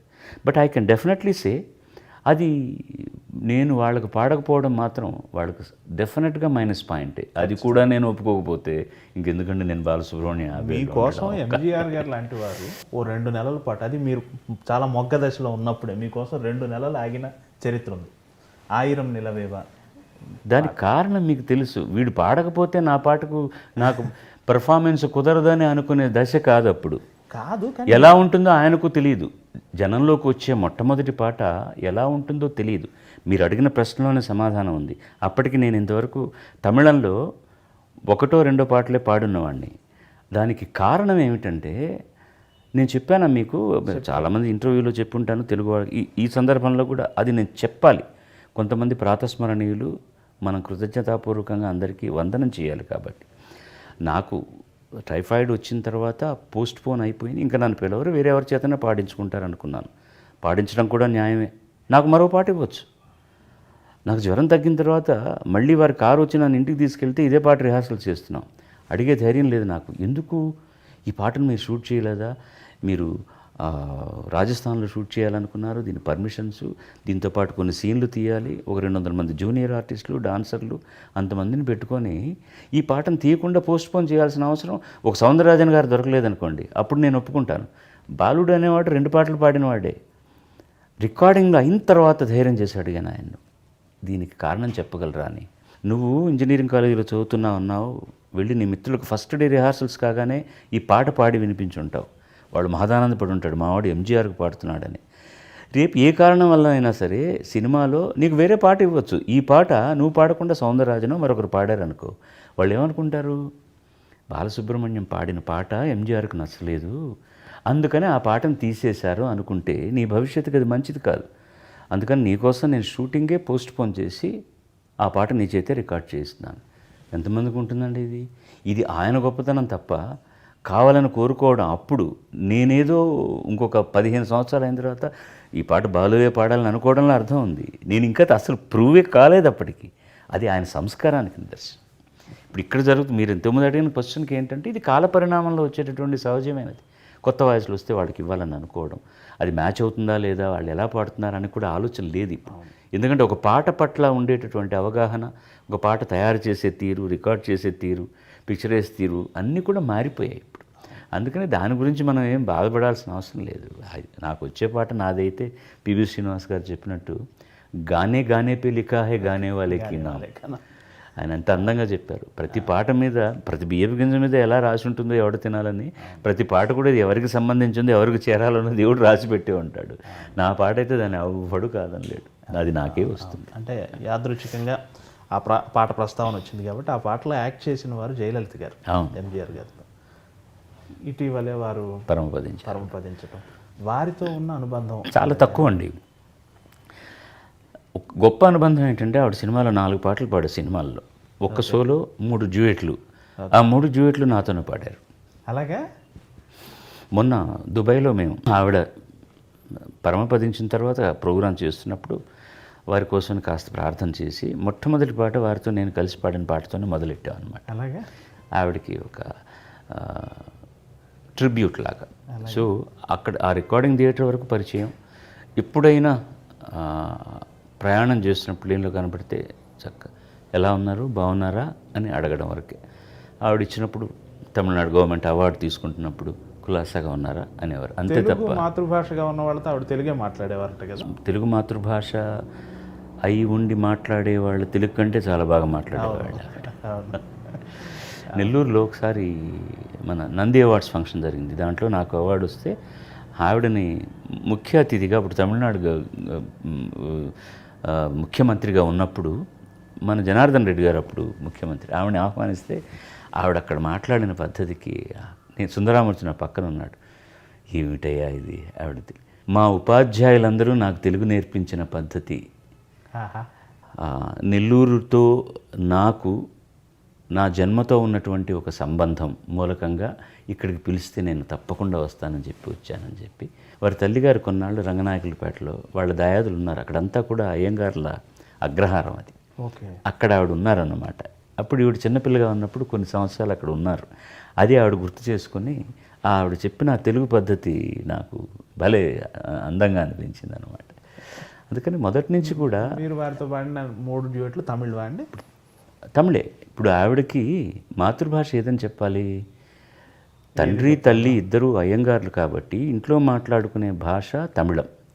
పుట్టి పెరిగిందంతా కర్ణాటకలో కాబట్టి బయట అడుగు పెట్టగానే మాట్లాడే భాష కన్నడం. తెలుగు సినిమాల్లో నటించారు కాబట్టి ఆవిడకి తల్లిగారి ద్వారా సంక్రమించిన తెలుగు భాషను ఆవిడ ఉపయోగించుకున్నారు. ఈ ఇంగ్లీష్ చాలా ఫ్లూయెంట్గా అత్యద్భుతంగా మాట్లాడగలిగిన ఒక విదుషి ఆవిడ.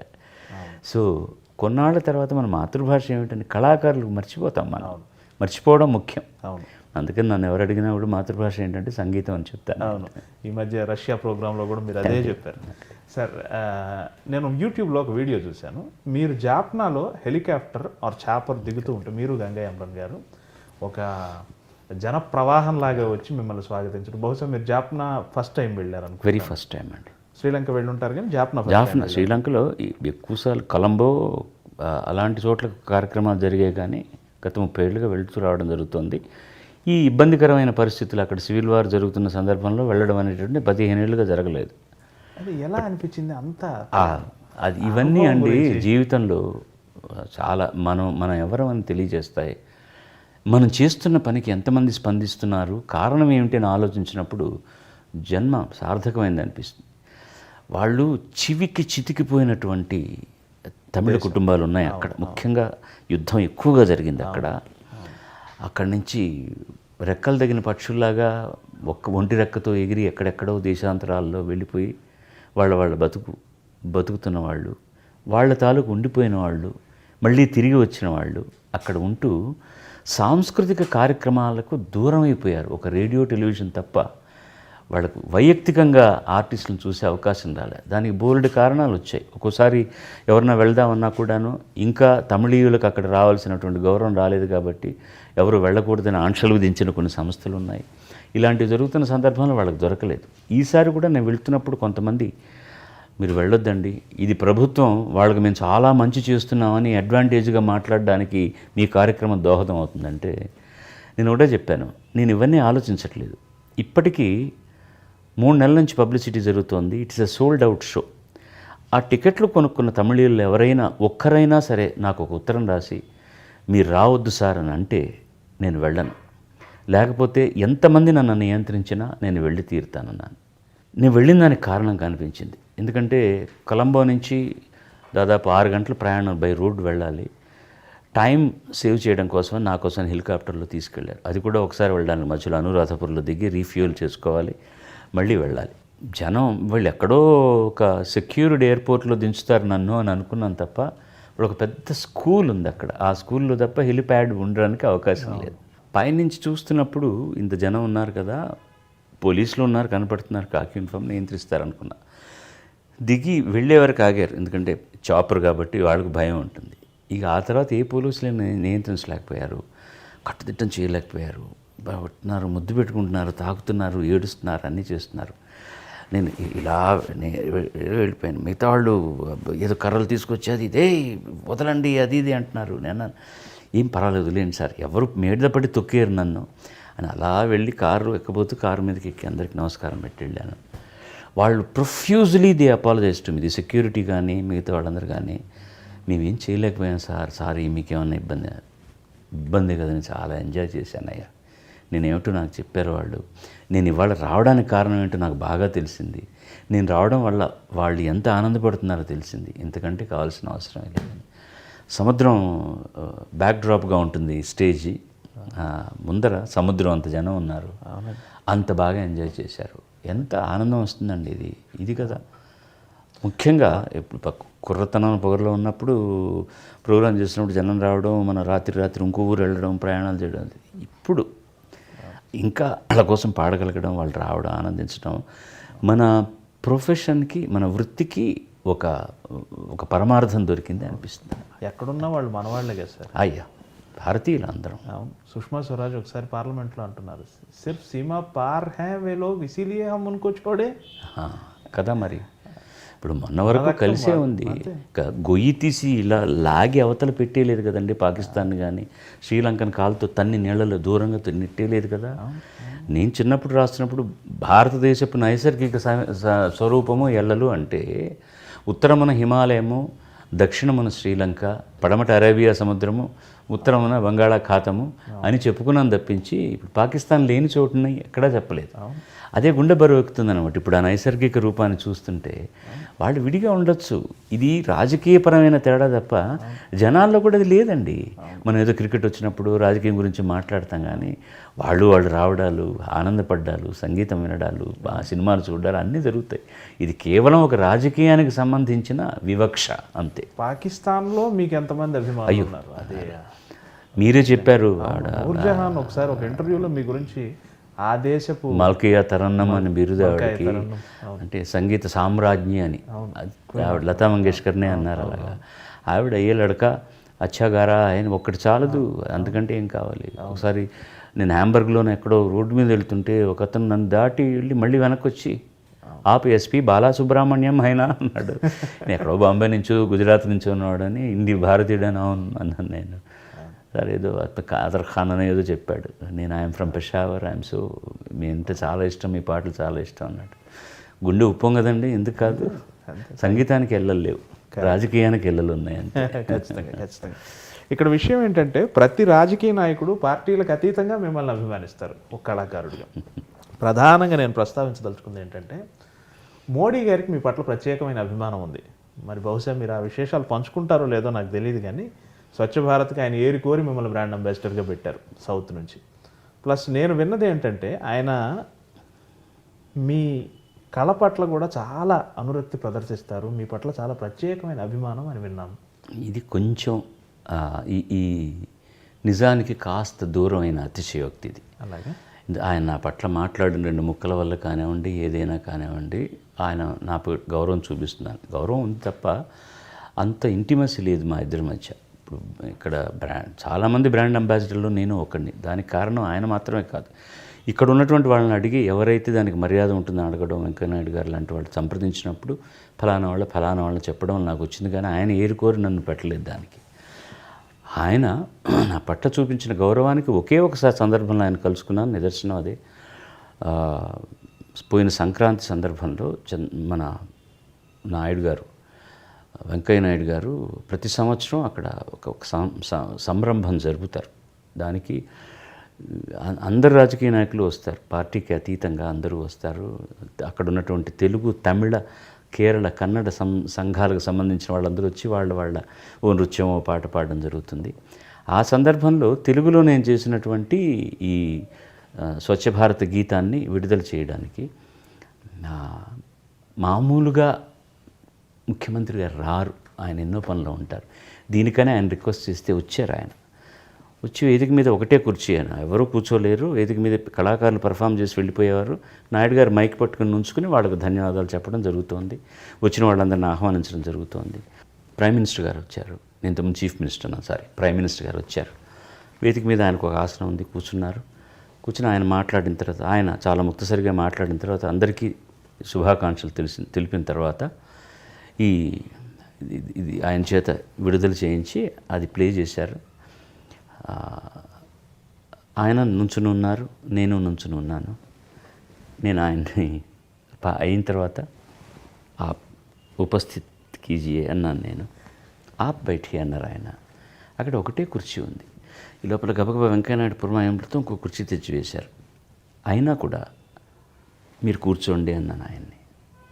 పెహలే ఆ బయటి అన్నారు. ఇంకొకసారి అన్నాను, మీరు పెద్దలు కూర్చోండి అని, దయచేసి కూర్చోండి అన్నారు. ఇంకా అంత చేయకుండా నేను కూర్చున్న తర్వాత ఆయన మాట్లాడి కూర్చున్నారు. పాట విన్నాం, ఎంత బాగుందో మీ అందరికీ తెలుసు. ఆయన 50 ఏళ్ళుగా పాడుతున్నారని చెప్పారు నాయుడు గారు. ఒక వ్యక్తి ఒక పరిపూర్ణమైన 50 సంవత్సరాలు, ఆయన పరిపూర్ణమైన 50 సంవత్సరాలు వృత్తి జీవితం గడిపాడు అంటే దాని వెనక ఎంత త్యాగం ఉంటుంది, ఎంత కృషి ఉంటుందని నేను గమనించగలను. ఒక కళాకారుడిగా ఆయన ముందు కూర్చోమనడమే న్యాయం. వయసులో కూడా నాకంటే పెద్దవారు వారు, తప్పే ఉంది, అందుకని వారిని కూర్చోమన్నాను నేను. సో దీన్ని బట్టి ఆయన సంస్కారం ఏమిటో మనకు అర్థమవుతుంది. ఇది తప్ప ఇంకా ఆయనతో నాకు ఏ విధమైనటువంటి అనుబంధం లేదు. నేను ఎప్పుడు ఆయనతో వేరే విధంగా మాట్లాడింది లేదు. ఇదే జరిగింది అంతే. ఆ గౌరవం ఆయన ఇచ్చారు కాబట్టి గర్వపడుతున్నాను, సంతోషపడుతున్నాను. ఒక సందర్భంలో జావేద్ అఖ్తర్ లతా మంగేష్కర్ గారి గురించి ఒక మాట అన్నారు. She has invested her life to music. Yes, ఆవిడ తన జీవితాన్ని పెట్టుబడిగా పెట్టి, అత్యద్భుతమైనటువంటి ఒక నిర్వచనం లతా మంగేష్కర్కి. డబ్బు పెట్టుబడిగా పెట్టచ్చు, సమయం జీవితాన్ని పెట్టుబడిగా కదా. 13 సంవత్సరాలప్పుడు తండ్రి చనిపోగానే ఉన్న కుటుంబాన్ని బాధ్యత అంతా నెత్తిన వేసుకొని ఆవిడ యాక్ట్ చేయడానికి కూడా వెనుకాడకుండా చిన్న చిన్న పాత్రలు ధరిస్తూ కోరస్సులు పాడుతూ చివరి వరకు జీవితాన్ని త్యాగం చేసింది. ఆవిడ ఇల్లాలు కాలేదు. అవును, అందరినీ నిలబెట్టి కుటుంబంలో ఉన్న ఒక్క తమ్ముడిని, మిగతా చెల్లెళ్ళందరినీ కూడా వాళ్ళని సుస్థిరంగా నిలబెట్టి అలా హాయిగా ఒక భీష్మాచార్యుల్లాగా 50 ఏళ్ల పరిపూర్ణ వృత్తి జీవితం అన్నారే. అవునండి, దీన్ని నేను అలాగే చూస్తున్నాను సార్. మీరు కూడా మీ జీవితాన్ని పెట్టుబడిగా పెట్టారు. కానీ సార్ ఇది నేను చేయవలసిన అగత్యం నాకున్న కారణం వేరే. మొట్టమొదటి నేను చెప్పాను అది 10 పాటలు పాడితే కానీ నేను 10 పాటల పైన పాడలేను అని. నా మీద వాళ్ళు చూపిస్తున్న దీన్ని నేను కొంచెం దీన్ని సీరియస్గా తీసుకొని దీంట్లో మనకి ఈ వృత్తిలో ఇంకా చదువులోకి వెళ్ళలేమని తెలిసిపోయింది కాబట్టి దీంట్లో నేను ఎంత దూరం వెళ్ళగలనో, ఎంత బాగా చేయగలనో చేయాలని కృషితో చేశాను. దానికి కొన్ని త్యాగాలు చేయాల్సి వస్తుంది. సంసార జీవితానికి దూరంగా ఉంటాం, పిల్లల్ని ఎదుగుదలను చూడలేము, ఇవన్నీ ప్రతి వాళ్లకు జరిగేదే. బట్ ఆవిడతో పోల్చడానికి మనకు అధికారం లేదు. ఆవిడ వృత్తిని స్వీకరించడానికి ముందరే బాధ్యత స్వీకరించాల్సి వచ్చింది. నాకు ఎవరైనా అవకాశం ఇవ్వండి, నేను వేషాలు కూడా వేస్తానంటే రోజుకు 2 రూపాయలు వచ్చినా కూడా కుటుంబం కోసం ఖర్చు పెట్టడానికి మొదలెట్టి ఆవిడ సంగీతం నేర్చుకుని ఇంకా ఎవరు అలాంటి గాయనమని లేరు అన్నట్టుగా ఆవిడ తయారైంది. నేను వృత్తిలోకి వచ్చిన తర్వాత నేను పరిణతి సాధించాలి కాబట్టి నేను చిన్న చిన్న త్యాగాలు చేయడం అనేటటువంటిది ఎవరైనా చేసేది. ఆవిడ అలా కాదు. 13 ఏళ్ళు ఏం జీవితం చూసి ఉంటుంది ఆవిడ. తర్వాత ఆవిడ పెద్ద లగ్జరీ కార్లో ఉండొచ్చు. ఇప్పుడు కూడా ఆవిడ ఉండే చూస్తే 3 బెడ్రూమ్ అపార్ట్మెంట్, చాలా సాదాసీదాగా ఉంటుంది. ఎక్కడ పెద్ద విల్లాలు బంగ్లాలు కొనుక్కొని ఉండలేదు ఆవిడ. అవునట సార్. ఇప్పుడు ప్లేబ్యాక్ సింగర్గా ఒక దాన్ని ఏమంటారు, మెహబూబ్ గులూకార్ అంటారు హిందీలో, అట్లా స్టార్ సింగర్ అనే ఒక కాన్సెప్ట్ ఉండేది. లతా మంగేష్కర్, ఆశా భోంస్లే, సుశీలమ్మ గారు, మీరు, బాలు గారు, ఘంటసాల గారు, మహమ్మద్ రఫీ, జేసుదాస్. ఆ శకం అయిపోయిన తర్వాత మెహబూబ్ గులూకార్, ఈ స్టార్ సింగర్ అనే కాన్సెప్ట్ ఇంక ఎందుకు పోయింది? ఇక ఎందుకు మీ స్థాయికి మిగతా వాళ్ళు ఎవరు రీచ్ కాలేకపోతున్నారండి? స్టార్ ఛానల్లో వచ్చే స్టార్ సింగర్లు అంటున్నారు కదా. అలా కదా నా ఉద్దేశం.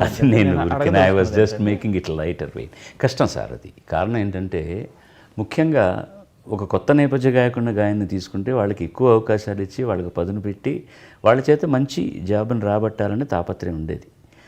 ఇప్పుడు చాలామంది సింగర్స్ వచ్చారు, టాలెంటెడ్ సింగర్సే వచ్చినా ఏమవుతుందంటే ఏదో వెరైటీ అనేటటువంటి ఒక మాటను వాడుతూ ఒకే సినిమాలో ఒక హీరోకి 4 సింగర్ చేత పాడిస్తున్నారు. అది కూడా పర్వాలేదు, గతంలో కూడా 1-2 సార్లు జరిగాయి. ఒకే పాటను 3 పాడడం ఏంటి? అది కూడా ఫ్యాషన్ అయిపోయిన రీతిలో. ఇంకా ఎలా ఉంటారు? ఒక సినిమాలో 4 పాడంగానే ఇంకో కొత్త వాయిస్ వినిపించగానే వాడి చేత పాడిద్దాం అని వాళ్ళని తీసుకురావడం. లేదా ఇప్పుడు ఏ భాషలో పాడుతున్న వాళ్ళు మరో భాషలో పాడినా తప్పు లేదు, ఆ భాషకు న్యాయం చేసినంత వరకు తప్పే లేదు. ఇప్పుడు ఎవరో ఒక పెక్యులర్ వాయిస్ ఒక యాడ్లో వింటారనుకోండి, మనం ఎందుకు పాడించకూడదు అని తీసుకురావాల్సిన అవసరం లేదు. అది ఎప్పుడంటే ఇక్కడ ఎవరైనా ఆ పాటకు అతనిలా న్యాయం చేయలేరు అనుకునే పరిస్థితులు తప్పకుండా పిలుచుకురావాలి. మేమందరం అలా పాడిన వాళ్ళమే కదా మిగతా భాష. నాకు అభిప్రాయం ఇప్పుడు ఏమవుతోందంటే ఫ్యాషన్ అయిపోయింది. రకరకాల అసలు కొన్నిట్లు కొంతమంది పేరు కూడా తెలియదు మనకు. పాపం వస్తున్నారు, ఓ 10-15 పాటలు పాడి కొద్దిగా సంపాదించుకుంటున్నారు, మళ్ళీ వాళ్ళు మర్చిపోబడుతున్నారు, ఇంకెవాళ్ళు వస్తున్నారు. దానివల్ల ఏమీ జరగదండి. ఇప్పుడు త్యాగం అంటే ఎలా జరగాలంటేనండి, మీరు నిజంగా ఒక తరం అయిపోతుంది, ఆ తర్వాత ఇంత మంచి వాళ్ళు రావాలి అనుకున్నప్పుడు వీళ్ళలో ఉన్న బెస్ట్ ఒక 2 అబ్బాయిలని 2 అమ్మాయిలను తీసుకుని వాళ్ళకి ఎక్కువ ఎక్స్పోజర్ ఇవ్వాలి, ఎక్కువ అవకాశాలు ఇవ్వాలి, ఎక్కువ మంచి మంచి పాటలు పాడే అవకాశాలు ఇవ్వాలి. అప్పుడు వాళ్ళు నిలదొక్కుకోవడానికి అవకాశం ఉంటుంది. ఇప్పుడు కేవలం మాధ్యమం ఉంది కదా, దాంట్లో ఏవో కార్యక్రమాలు అందరూ కనపడుతున్నారు, పాపులర్ అవుతున్నారు, సంపాదించుకుంటున్నారు, వెళ్ళిపోతున్నారు తప్ప ఎవరికి ఆత్మసంతృప్తి లేదు. ఇంకొక పాయింట్ ఆలోచిస్తే వాళ్ళు నిలదొక్కుకోవడానికి ఇప్పుడు నాకు వచ్చిన కొత్తల్లో నేను ఫస్ట్ అన్ని పాటలు పాడిన సినిమా. దాంట్లో ఉన్నటువంటి పాటల ద్వారా అన్ని రకాలు పాడగలడు అని ఒక చిన్న అవగాహన జనానికి, ఒక చిన్న అంగీకారం దొరికింది. ఆ తర్వాత ఏ దివిలో విరిసిన పారిజాతమో, ఇతను సెమీ క్లాసికల్ కూడా పాడగలడు, మామ చందమామ, ఇవన్నీ పాడుతూ పాడుతూ ఆడవే మయూరి, సంస్కృత సమాసాలను కూడా వీడు బాగా ఉచ్చరించగలడు. కాస్త ముందుకు వెళ్ళిన తర్వాత శంకరాభరణం, పాస్పోర్ట్, వీడికి సెమీ క్లాసికల్తో పాటు లలితమైన క్లాసికల్ సాంగ్ సినిమాకు సంబంధించింది కూడా పాడగలడు అని ఒక మాట. అంతకుముందు హలో బాలు అనేవాళ్ళు నమస్కారం అండి అనడం మొదలెట్టారు. కారణం ఏంటి? ఈ పరిణామ దశలో నాకు మంచి మంచి మంచి పాటలు ఇచ్చారు. నాకు వాటిని నేను చక్కగా పాడాను, 2 పక్కలా ఉంది అది. ఇప్పుడు అలాంటి సందర్భోచితమైన పాటలు ఎక్కడున్నాయండి? ఏ పాట ఇచ్చినా పాడగలిగేటటువంటి విజ్ఞానం ఉన్నటువంటి గాయని గాయకులు ఉన్నా కూడా నాలాంటి వాడికి దొరికినటువంటి మంచి పాటలు వాడికి దొరకట్లేదు. అది ఇచ్చే రికగ్నిషనే వేరే, అది ఇచ్చేటటువంటి మర్యాదే వేరు. ఇప్పుడు ఒకే రకం పాట 10 మంది పాడుతున్నప్పుడు అందులో వాడు పాడాడు కదా, ఇందులో వీడిని పాడిస్తామని అనుకుంటున్నారు తప్ప అలాంటి సందర్భం, ఆ సందర్భానికి తగిన పాట ఎక్కడొస్తున్నాయి? ఇవన్నీ కాలంతో వచ్చేటటువంటి మార్పులని సరిపెట్టుకోవాల్సి వస్తుంది. But still they can do it. ఒకటే కాదు, టెక్నాలజీ వచ్చిన తర్వాత ఎన్ని జరుగుతున్నాయి. కలిసి పనిచేయడం అనేటటువంటిది ఉండట్లేదు. నేను ఇక్కడ పాడతాను, శ్రేయ ఘోషాల్ బాంబేలో పాడుతుంది, లేదా శంకర్ మహాదేవన్ బాంబేలో పాడతాను, నేను మద్రాసులో పాడతాను. కలిసి పనిచేయడం అనేటటువంటిది జరగడమే లేదు. కవి ఉండట్లేదు రికార్డింగ్లో. ఒక్కోసారి రాసిచ్చిన వాళ్ళు మ్యూజిక్ డైరెక్టర్ బాంబేకి వెళ్ళడానికి ఎవరో కొంతమంది మాత్రమే వెళ్తారు, కొంతమంది అసిస్టెంట్ డైరెక్టర్ని పంపిస్తారు. ఆ సాంగ్ కాపీ తీసుకెళ్ళి అతనికి తెలిసిన తెలుగులో అది డిక్టేట్ చేస్తాడు, అతనికి తెలిసిన హిందీలో అతను రాసుకుంటాడు. ఇది దంత్యమా, ఇది చానా, చానా, జానా, జానా, ఏమిటి తెలియదు. ఆ లైన్లో ఉన్నటువంటి అర్థాన్ని ఎక్స్ప్లెయిన్ చేసే కవి ఉండగలగాలి పక్కన. లేకపోతే నా 2వ పాట అయినటువంటి కన్నడంలోనే నేను రికార్డ్ చేసిన 2వ పాటే కన్నడం. నాకు కన్నడం భాష ఒకటి ఉందని తెలుసు, కానీ ఏమీ తెలియదు. భయపడ్డాను నేను. రంగారావు గారు, వేణు రంగారావు గారని, ఆయన మ్యూజిక్ డైరెక్టర్ కన్నడ సినిమాకి, తెలుగువారు. పిబి శ్రీనివాస్ గారికి కజిన్ బ్రదర్ ఆయన నేను పాడిన మొట్టమొదటి పాటకి వీణ వాయించడానికి వచ్చి నా పాట విని ఆయన సంతోషించి నాకు మొట్టమొదటి పాట ఇచ్చారు. పిలిస్తే, అయ్యా నాకు కన్నడం ఎలా ఉచ్చరించాలో తెలియదంటే, నాకు ఇది మొదటి సినిమా కన్నడంలో, నాకు కన్నడ భాష రాదు, కవి ఉంటారు మనకు చెప్తారు, కష్టపడు, నేర్చుకో, పాడు అన్నారు. ఇప్పుడు అలాంటి అవకాశాలు సింగర్స్ కూడా ఇవ్వట్లేదు. ఎవరో నార్త్ నుంచి వచ్చి వాడు ఉచ్చారణ సరిగ్గా లేదని మనం తిట్టడం న్యాయం కాదు కదా. అతను నేర్పించి సరిగ్గా వచ్చే వరకు ఓకే చేసేటటువంటి ఓపిక కావాలి, పాడించగలగాలి. లేకపోతే నన్ను హిందీలో యాక్సెప్ట్ చేస్తారా, నన్ను కన్నడంలో యాక్సెప్ట్ చేస్తారా, మలయాళంలో యాక్సెప్ట్ చేస్తారా, బెంగాలీలో యాక్సెప్ట్ చేస్తారా, మరాఠీలో యాక్సెప్ట్ చేస్తారా? కష్టపడాలి. భాషకు మన అమ్మకి ఇచ్చినంత గౌరవం ఇవ్వగలగాలి. అది ఇప్పుడు ఎలా పాడినా పర్వాలేదు, ఇది వెరైటీగా ఉంది అని. ఒకానొక ప్రొడ్యూసరు మ్యూజిక్ డైరెక్టర్ ఇంకో టేక్ అడుగుతున్నాడు అమ్మాయిని పాడడానికి. ఎందుకండి అది బాగుంది అంటున్నాడు నిర్మాత, దర్శకుడు కూడా. లేదంటే అక్కడ ఒక చోట గాంధారం శృతి చేరలేదు, అది వెరైటీగా ఉంటుంది, వదిలేద్దామంటే ఎట్లా? వెరైటీగా ఉంటుందని అమ్మకు స్విమ్మింగ్ డ్రెస్ వేస్తే బాగుంటుందా? అమ్మ చీర కట్టుకుని బొట్టు పొద్దున్న నాయన లేవరా అంటేనే బాగుంటుంది తప్ప ఒక స్విమ్మింగ్ డ్రెస్లో వచ్చి పొద్దున్న అమ్మ అరే గెటప్ అంటే ఎలా ఉంటుంది? ఏ మర్యాద అమర్యాద దానికి ఇవ్వాల్సి. నాకు ఒక అభిప్రాయం ఉంది sir, correct me if I'm wrong. ఇప్పుడు మీరు, లతా మంగేష్కర్, జానకమ్మ, మీరు ఇంత గొప్ప కళాకారులు నా అభిప్రాయమే సార్ ఇది. మీ వ్యక్తిత్వమే కళ రూపంలో రిఫ్లెక్ట్ అవుతుంది కదా. అవునండి. మీ తాలూకు జీవితం తాలూకు గాఢతే మిమ్మల్ని కళాకారులుగా ఈ స్థాయికి తీసుకెళ్ళింది కదా. ఇప్పుడు వస్తున్న కొత్త వాళ్ళ వ్యక్తిత్వం అంత గాఢతకి చేరకపోవటం వల్లే వాళ్ళు మీ స్థాయికి రావడం లేదేమో సార్. మిమ్మల్ని అందరినీ కలిపేమంటున్నాను. వాళ్ళు ఒక స్థాయికి వచ్చిన తర్వాతే వాళ్ళ వ్యక్తిత్వం ఏంటని మనకు తెలుస్తుంది. ఆ స్థాయికి రావడానికి ముందరే వాళ్ళని పిండిలోనే తింపేసి అవతల పడేస్తే వాళ్ళ వ్యక్తిత్వం ఏంటని మనకు తెలుస్తుంది. వాళ్ళ వ్యక్తిత్వం ప్రతిఫలింప చేయడానికి అవకాశం ఎక్కువ రావాలి కదా. అలా అతను మంచి మంచి పాటలు పాడినప్పుడే ఓహో ఇతని వ్యక్తిత్వం ఇలా ఉంది కాబట్టి ఇంత మంచి పాట పాడాడు అనుకోవడానికి అతనికి మనం మనం అవకాశం ఎక్కడ ఇస్తున్నాం? మీరే ఓ సందర్భంలో అన్నారు ఇక్కడేమీ లేదు ఇక్కడ ఉంది అని. డెఫినెట్గానండి వ్యక్తిత్వం ప్రతిఫలించి తీరుతుంది. నీ నీ గుండె ఎలా ఉందో, నీ మనసు ఎలా ఉందో, నీ బుద్ధి ఎలా ఉందో అది పాటలో కనపడుతుంది. ఆ చిన్న ఈర్ష్య ద్వేషాలు ఉంటే బాగోదండి. నేను ఈ సందర్భంలో ధైర్యంగా ఒక ఎగ్జాంపుల్ చెప్పదలుచుకున్నాను. నా ఎదురుగుండా వచ్చి చేతులు నిలుపుకుంటా ఆహా మీకంటే లేని వాళ్ళు అందరూ అన్నవాళ్ళు వాళ్ళని ఇంటర్వ్యూ చేస్తున్నప్పుడు మీరు ఎందుకండి మీరు బాగానే పాడుతున్నారే అన్నీ బాలసుబ్రహ్మణ్యం పాడారు లేదని అంత రాజకీయం అండి తొక్కేశారు అని అన్నటువంటి వ్యక్తిత్వం ఉన్నవాళ్ళు అలాంటి వ్యక్తిత్వం ఉన్నవాళ్ళు అక్కడే ఉంటారు అంతే. ఇప్పుడు నాకు యేసుదాస్ గారి కంటే బాగా పాడాలని తాపత్రయం ఉండాలి. నేను దాన్ని కృషి చేయాలి, బాగా పాడగలగాలి. యేసుదాస్ ఏం పాడుతున్నాడు, ఆయన పాటకు రాకుండా చేయడానికి నేను ఏదైనా ప్రయత్నం చేయగలనా అని ఆలోచిస్తే నువ్వు అక్కడే ఉంటావు. కానీ ఇప్పుడు ఎవరిని రాలేం లేదు. నేను ఏమన్నా బస్ స్టాండ్కి వెళ్ళి ఈ రైల్వే స్టేషన్కి వెళ్ళి మనుషులు పెట్టి నువ్వు రావద్దా ఆగిపోయి ఇక్కడ నువ్వు ఎవరో పాడడానికి ముందు నా మాట చెప్తే వినే మ్యూజిక్ డైరెక్టర్లు నువ్వు సార్ నేను తప్ప ఎవరు పాడడానికి వీలేదు అంటే అప్పుడు నా గాత్రం ఎంత, నా స్థాయి ఎంత, నువ్వు కాదు ఇంకోటి పోరాని పక్కకు తోస్తారు. నేను నా స్థాయిని సంపన్నం చేసుకోవడం కోసం కష్టపడ్డానే తప్ప ఇంకెవరు రాకూడదు అనలేదు. మా సీనియర్ కళాకారులు కూడా నేరుగా సభల్లోనే అన్నాడు, అయ్యా ఘంటసాల గారు ఉన్నప్పుడు ఏదో కామెడీ పాటలు అవన్నీ మాకు ఇచ్చేవారు, కొంతమంది హీరోలకు పాడాం. ఇతను వచ్చిన తర్వాత సేనాధిపతి దగ్గర నుంచి సైనికుడి దగ్గర నుంచి రాజు దాకా ఇతనే పాడుతున్నాడు, మాకు రావట్లేదు అంటే నేను పాడిన పద్ధతి అది వాళ్ళకి నచ్చింది. నేను ఎవరికి ఎలా కావాలో అలాగ పాడాను. అది ఇప్పుడు కూడా ఆ గొప్పతనాన్ని నేను ఒప్పుకోకపోతే నాకు నేను ద్రోహం చేసుకునేవాడిని కాదండి. దాన్ని కూడా సవినయంగానే భరించాను తప్ప ఎక్కడా నేను ఒక తుల్యమైన మాట మాట్లాడలేదు. ఏదో వాళ్ళ మనసు నొచ్చుకుంది అన్నారని వాళ్ళే నా ఎదురుగుండా వచ్చి తమ్ముడు ఆహా నువ్వు పాడుతున్నట్టు ఎవరు పాడలేరు అన్నప్పుడు దాన్ని కూడా చిరునవ్వుతోనే స్వీకరించాను తప్ప నేనేనాడు ఏదో అది తర్వాత వాళ్ళ మానసిక పరిపక్వత అలాంటిది.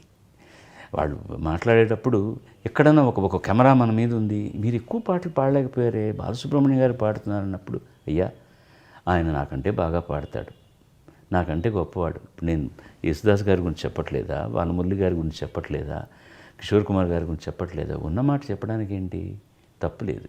అది చెప్పడానికి ఒక చిన్న ఇన్ఫ్లెక్స్ లోపల ఒక ఇన్ఫీరియారిటీ కాంప్లెక్స్ వచ్చి నేను వాడికంటే బాగా పాడగలను వాడు నాకు అవకాశాలు ఇవ్వకుండా చేశాడు అనడం అపరిపక్వతకు ఒక నిదర్శనం అంతే తప్ప వేరే ఏమీ కాదు. డెఫినెట్లీ ఇప్పుడు మన ఎవరో విమర్శ చేస్తుండే నాలాంటి గాయకుడు ఇక పుట్టడం కష్టం అవుతుంది అని నేను ఒక స్టేట్మెంట్ ఇచ్చి ముగించాను.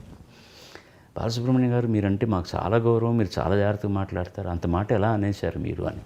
దాని వెనకాల ఉన్న హృదయం అర్థం చేసుకునేవాడికి తెలుస్తుంది. ఇప్పుడు అలాంటి గాయకుడు పుట్టడానికి అవకాశాలు లేవు. ఫస్ట్ ఆఫ్ ఆల్ వాడు ఉన్నాడో లేదో తెలియాలంటే వాడికి ఎక్కువ అవకాశాలు ఇవ్వాలి.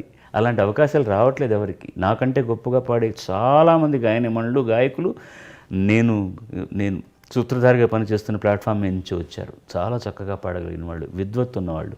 అవకాశాలు లేవు వాళ్ళకి. నేను భాషని, భావాన్ని, సంగీతాన్ని నాకున్నంత పరిధిలో నేను దాన్ని బాగా ఆకలింపు చేసుకొని కష్టపడి ఆ భావాన్ని అవి చక్కగా నేను ప్రతిఫలింప చేయడానికి నా గానం మూలకంగా నాకు అవకాశాలు వచ్చాయి. ఇక అలాంటి అవకాశాలు నేను ఒక కవి పనిని చాలా సులభం చేశానండి. అంత మునుపు ఆలోచించేవాడు అనమాట. ఒక పెద్ద సమాసం ఇస్తే ఒక ఆర్టిస్ట్ ఎవరైనా గాయకుడు పాడడానికి ఇబ్బంది అవుతుందేమోనని. నేను పెద్దవాళ్ళని ఎవరిని కించపరుస్తూ కాదు, వీళ్ళు ఆలోచించేవాళ్ళు, వాళ్ళు పాడలేరని కాదు. అందుకని సరళతరంగా రాయించుకోవడం, ఏదైనా ఒక కాంప్లికేటెడ్ ట్యూన్ చేస్తే ఎందుకండి ఇది పాడడం ఇబ్బంది అవుతుంది అని ఆలోచించి దాన్ని సరళతరం చేయడం చేసేవాళ్ళు. నేను వచ్చాక జరిగింది ఏంటంటే ఎంత కాంప్లెక్స్డ్గా ఉన్నా కూడా ఇది డైరెక్టర్ ఏమయ్యా ఇది పాడడం కష్టం, బాలు పాడతాడండి, ఏమైనా ఇది ఉచ్చరించడం కష్టం, బాలు ఉచ్చరిస్తాడండి అనే ఒక నమ్మకాన్ని నేను అది చేశానో లేదో తర్వాత సంగతి. ఒక నమ్మకాన్ని ఒక కవికి, ఒక సంగీత దర్శకుడికి కలిగించానంటే నేను ఎందుకు గర్వపడకూడదండి. మిగతా వాళ్ళు ఆ నమ్మకాన్ని కలిగించలేకపోయారు కాబట్టి వాళ్ళకి అవకాశాలు రాలేదు. That's it. ఇందులో రాజకీయమో మరొకటో ఏమీ లేదు. యేసుదాస్ గారు తమిళంలో పాడడం ఉధృతంగా చేస్తున్న రోజుల్లో 2 సంవత్సరాలు నాకు ఒక్క 10 పాటలే దొరికాయి. నేను ఏనాడు డీలా పడిపోలేదు, మిగతా భాషల్లో పాడుతూనే ఉన్నాను. నేను సడన్గా ఎందుకు నాకు పాటలు రాలేదు అని విశ్వనాథన్ గారు ఒక 2 ఏళ్ల తర్వాత రికార్డింగ్ నన్ను పిలిచి ఏమైపోయానో కనపడలేదే అన్నారు.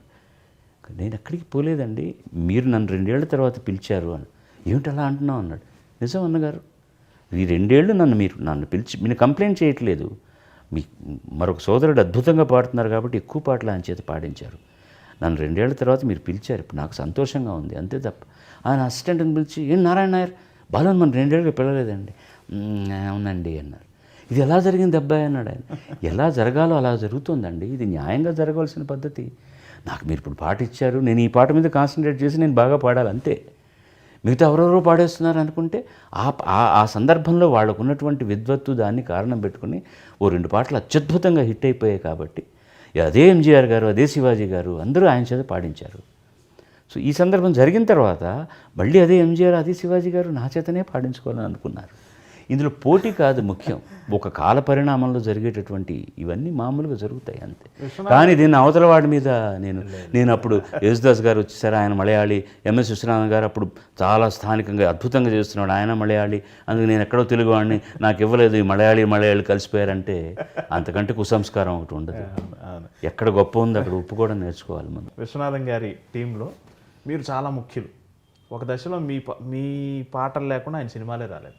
కాలక్రమంలో విశ్వనాథన్ గారి శకం ముగిసి లేదా వారి కొంత తగ్గుతూ ఇళయరాజా అనే మధ్యాహ్న మార్తాండు అలా పైకి వచ్చినప్పుడు మీరు అందంగా ఒదిగిపోయారు. విశ్వనాథన్ గారి నుంచి అలా ఇళయరాజా క్రమంలోకి అలా ఒదిగిపోయారు. ఆ పరిణామం గురించి చెప్పండి. ఎడుపారు కై పిల్లని చిన్నపిల్లవాడు ఏడుస్తుంటే ఎవరు ఎత్తుకుంటే వాళ్ళ చంకలోకి వెళ్ళడమే మన పని. ఇప్పుడు విశ్వనాథన్ గారు ఉధృతంగా చేస్తున్న రోజుల్లో కూడా విజయభాస్కర్ అనేవాడికి, ఉపేంద్ర కుమార్ అనే ఆయనకు, మిగతా వాళ్ళకి, తమిళంలో చేస్తున్న వాళ్ళకి, తెలుగులో చేస్తున్న వాళ్ళకి అందరికీ, రాఘవుల్ గారికి పాడాను, సత్యం గారికి పాడాను. అప్పుడు చక్రవర్తి అనేవాడు కొత్తగా మొదలైనప్పుడు పాడాను. వాడు వీళ్ళందరినీ సూపర్ సీట్ చేసిన తర్వాత పాడుతూనే ఉన్నాను. ఘంటసాల మాస్టర్కి పాడాను, పింజల్ గారికి పాడాను, రాజేశ్వరి. పిలిస్తే అవకాశం ఇస్తే పాడడం మన వంతు తప్ప ఇందులో ఒదిగిపోవడం, అడ్జస్ట్ అవడం అనేది ఏం లేదు. ఎవరి బాణీకి తగినట్టు పాడడం అనేటటువంటిది కళాకారుడి లక్షణం, గాయకుడి లక్షణం. అది లేకపోతే రెండో పాటకి పిలవరు మిమ్మల్ని. మన పాటకి వీడు న్యాయం చేస్తా అనుకున్నప్పుడే పిలుస్తారు. అప్పుడు నేను కీర్తివంతుడిగా ఉండుండవచ్చు. వాడితో ఇళయరాజాతో నాకు మా కచేరీలో హార్మోనియం వస్తుండ బట్టి నా గురించి వాడికి బాగా తెలుసు కాబట్టి అలా అయినా కూడా మొదటి 2-3 సినిమాలు నేను పాడనే లేదు వాడికి. దానికి కారణాలు ఏమైనా ఉండొచ్చు, నేను అవైలబుల్గా లేకపోవచ్చు, ఏమనవచ్చు. 4వ సినిమా నుంచి మొదలెట్టిన తర్వాత ఎక్కువ కాంబినేషన్ నేను, జానకి గారు, ఇళయరాజాతో అలా జరిగిపోయింది. ఆ తర్వాత మనోని పిలిచి అతనికి చాలా గొప్ప అవకాశాలు ఇచ్చారు. వాడి మ్యూజిక్ డైరెక్షన్లో యేసుదాస్ గారు అద్భుతమైన పాటలు పాడారు. సంఖ్యాపరంగా ఎక్కువ పాటలు నేను పాడాను. ఒదిగిపోవడం అనేటటువంటి ఆ లక్షణం లేకపోతే మనం నిలబడలేమండి. వారే ఒక ఇంటర్వ్యూలో అన్నారు, మీరు జానకి గారు లేకపోతే ఆ పాటలకు అంత న్యాయం జరిగి ఉండేది కాదు అని. అతను అన్నాడో లేదో అనకపోయినా పర్వాలేదండి, దాని గురించి నేను ఎక్స్పెక్ట్ చేయను, ఇళయరాజా గారు అన్నదాని గురించి. బట్ అది సత్యం. ఎందుకంటే ఎవరో ఫ్యాన్స్ జానకి గారి దగ్గర అన్నాడు, అమ్మ అంతకుముందు మీకు కొంచెం తక్కువగా ఆటుపోట్లతో ఉండేటటువంటి పరిస్థితి ఉండింది, ఇళయరాజా వచ్చాక మీకు ఎక్కువ అవకాశాలు అంటే ఒక క్షణం ఆగు అంది ఆవిడ. ఇళయరాజా నన్ను పోషించడానికి నాకు అవకాశం ఇవ్వగల, అతని పాటలకు నేను న్యాయం చేస్తాను కాబట్టి ఇచ్చాడు. నేను బాగా పాడాను పాటలు అంతే తప్ప అతనేదో నన్ను ఉద్ధరిస్తాడని ఇచ్చాడని నేను అనలేదు. అతను ఇచ్చినందుకు నేను ధన్యవాదాలు చెప్తాను. మంచి పాటలు ఇవ్వకేం చేస్తాడు, నేను బాగా పాడతాను అంతే. అలాగే ఇక్కడ కూడా గివ్ అండ్ టేక్. ఇప్పుడు ఇళయరాజా చాలా గొప్ప సంగీతం చేశాడు. ఆ గొప్ప సంగీతాన్ని పాడవలసిన వాళ్ళు పాడినప్పుడు వచ్చేటటువంటి ఆనందమే వేరే. అలాగనే మేమే పాడాలని లేదు. కొన్ని పాటలు అతను ఎవరి కోసం చేశారో వాళ్ళు న్యాయం చేశారు. బట్ ఎక్కువ శాతం పాటలు మేము ఇద్దరం పాడాం కాబట్టి మా కాంబినేషన్ అనేటటువంటి సుస్థిరమైంది. జానకి గారు, ఎస్పి బాలసుబ్రహ్మణ్యం, ఇళయరాజా అనే కాంబినేషన్ తమిళంలో ముఖ్యం. రెండవ స్థానం బహుశా చిత్ర గారితో ఎక్కువ పాడుంటారు. కాదు, ఎక్కువ పాటలు మొత్తం మీద తీసుకుంటే సుశీల్ గారితోనే ఎక్కువ పాడుంటాను. అలాగా అన్ని భాషలు కలిపితే. తమిళంలో తీసుకుంటే ఎక్కువ జానకి గారితో, తర్వాత చిత్ర గారితో. చాలా సంతోషం.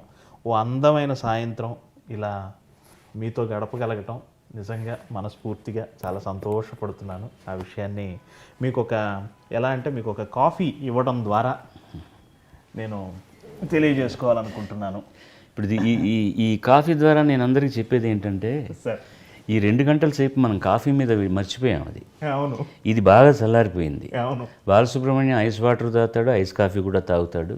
గొంతుక మీరు అన్నారే, దీని గురించి ఆలోచించేది ఇక్కడ ఉండాలి కాబట్టి. అవును, మీ అందరికీ కాఫీతో చీర్స్ చెప్తూ ఈ సంభాషణ ద్వారా మళ్ళీ నా మంచిని కోరేటటువంటి నా శ్రోతలందరికీ ఇంకా దగ్గరగా తీసుకొచ్చినందుకు యమునా కిషోర్ గారికి, వారి కాఫీకి, వారి కాఫీ కప్పుకి, వారి బృందానికి అందరికీ కూడా నేను సర్వదా కృతజ్ఞుడిని.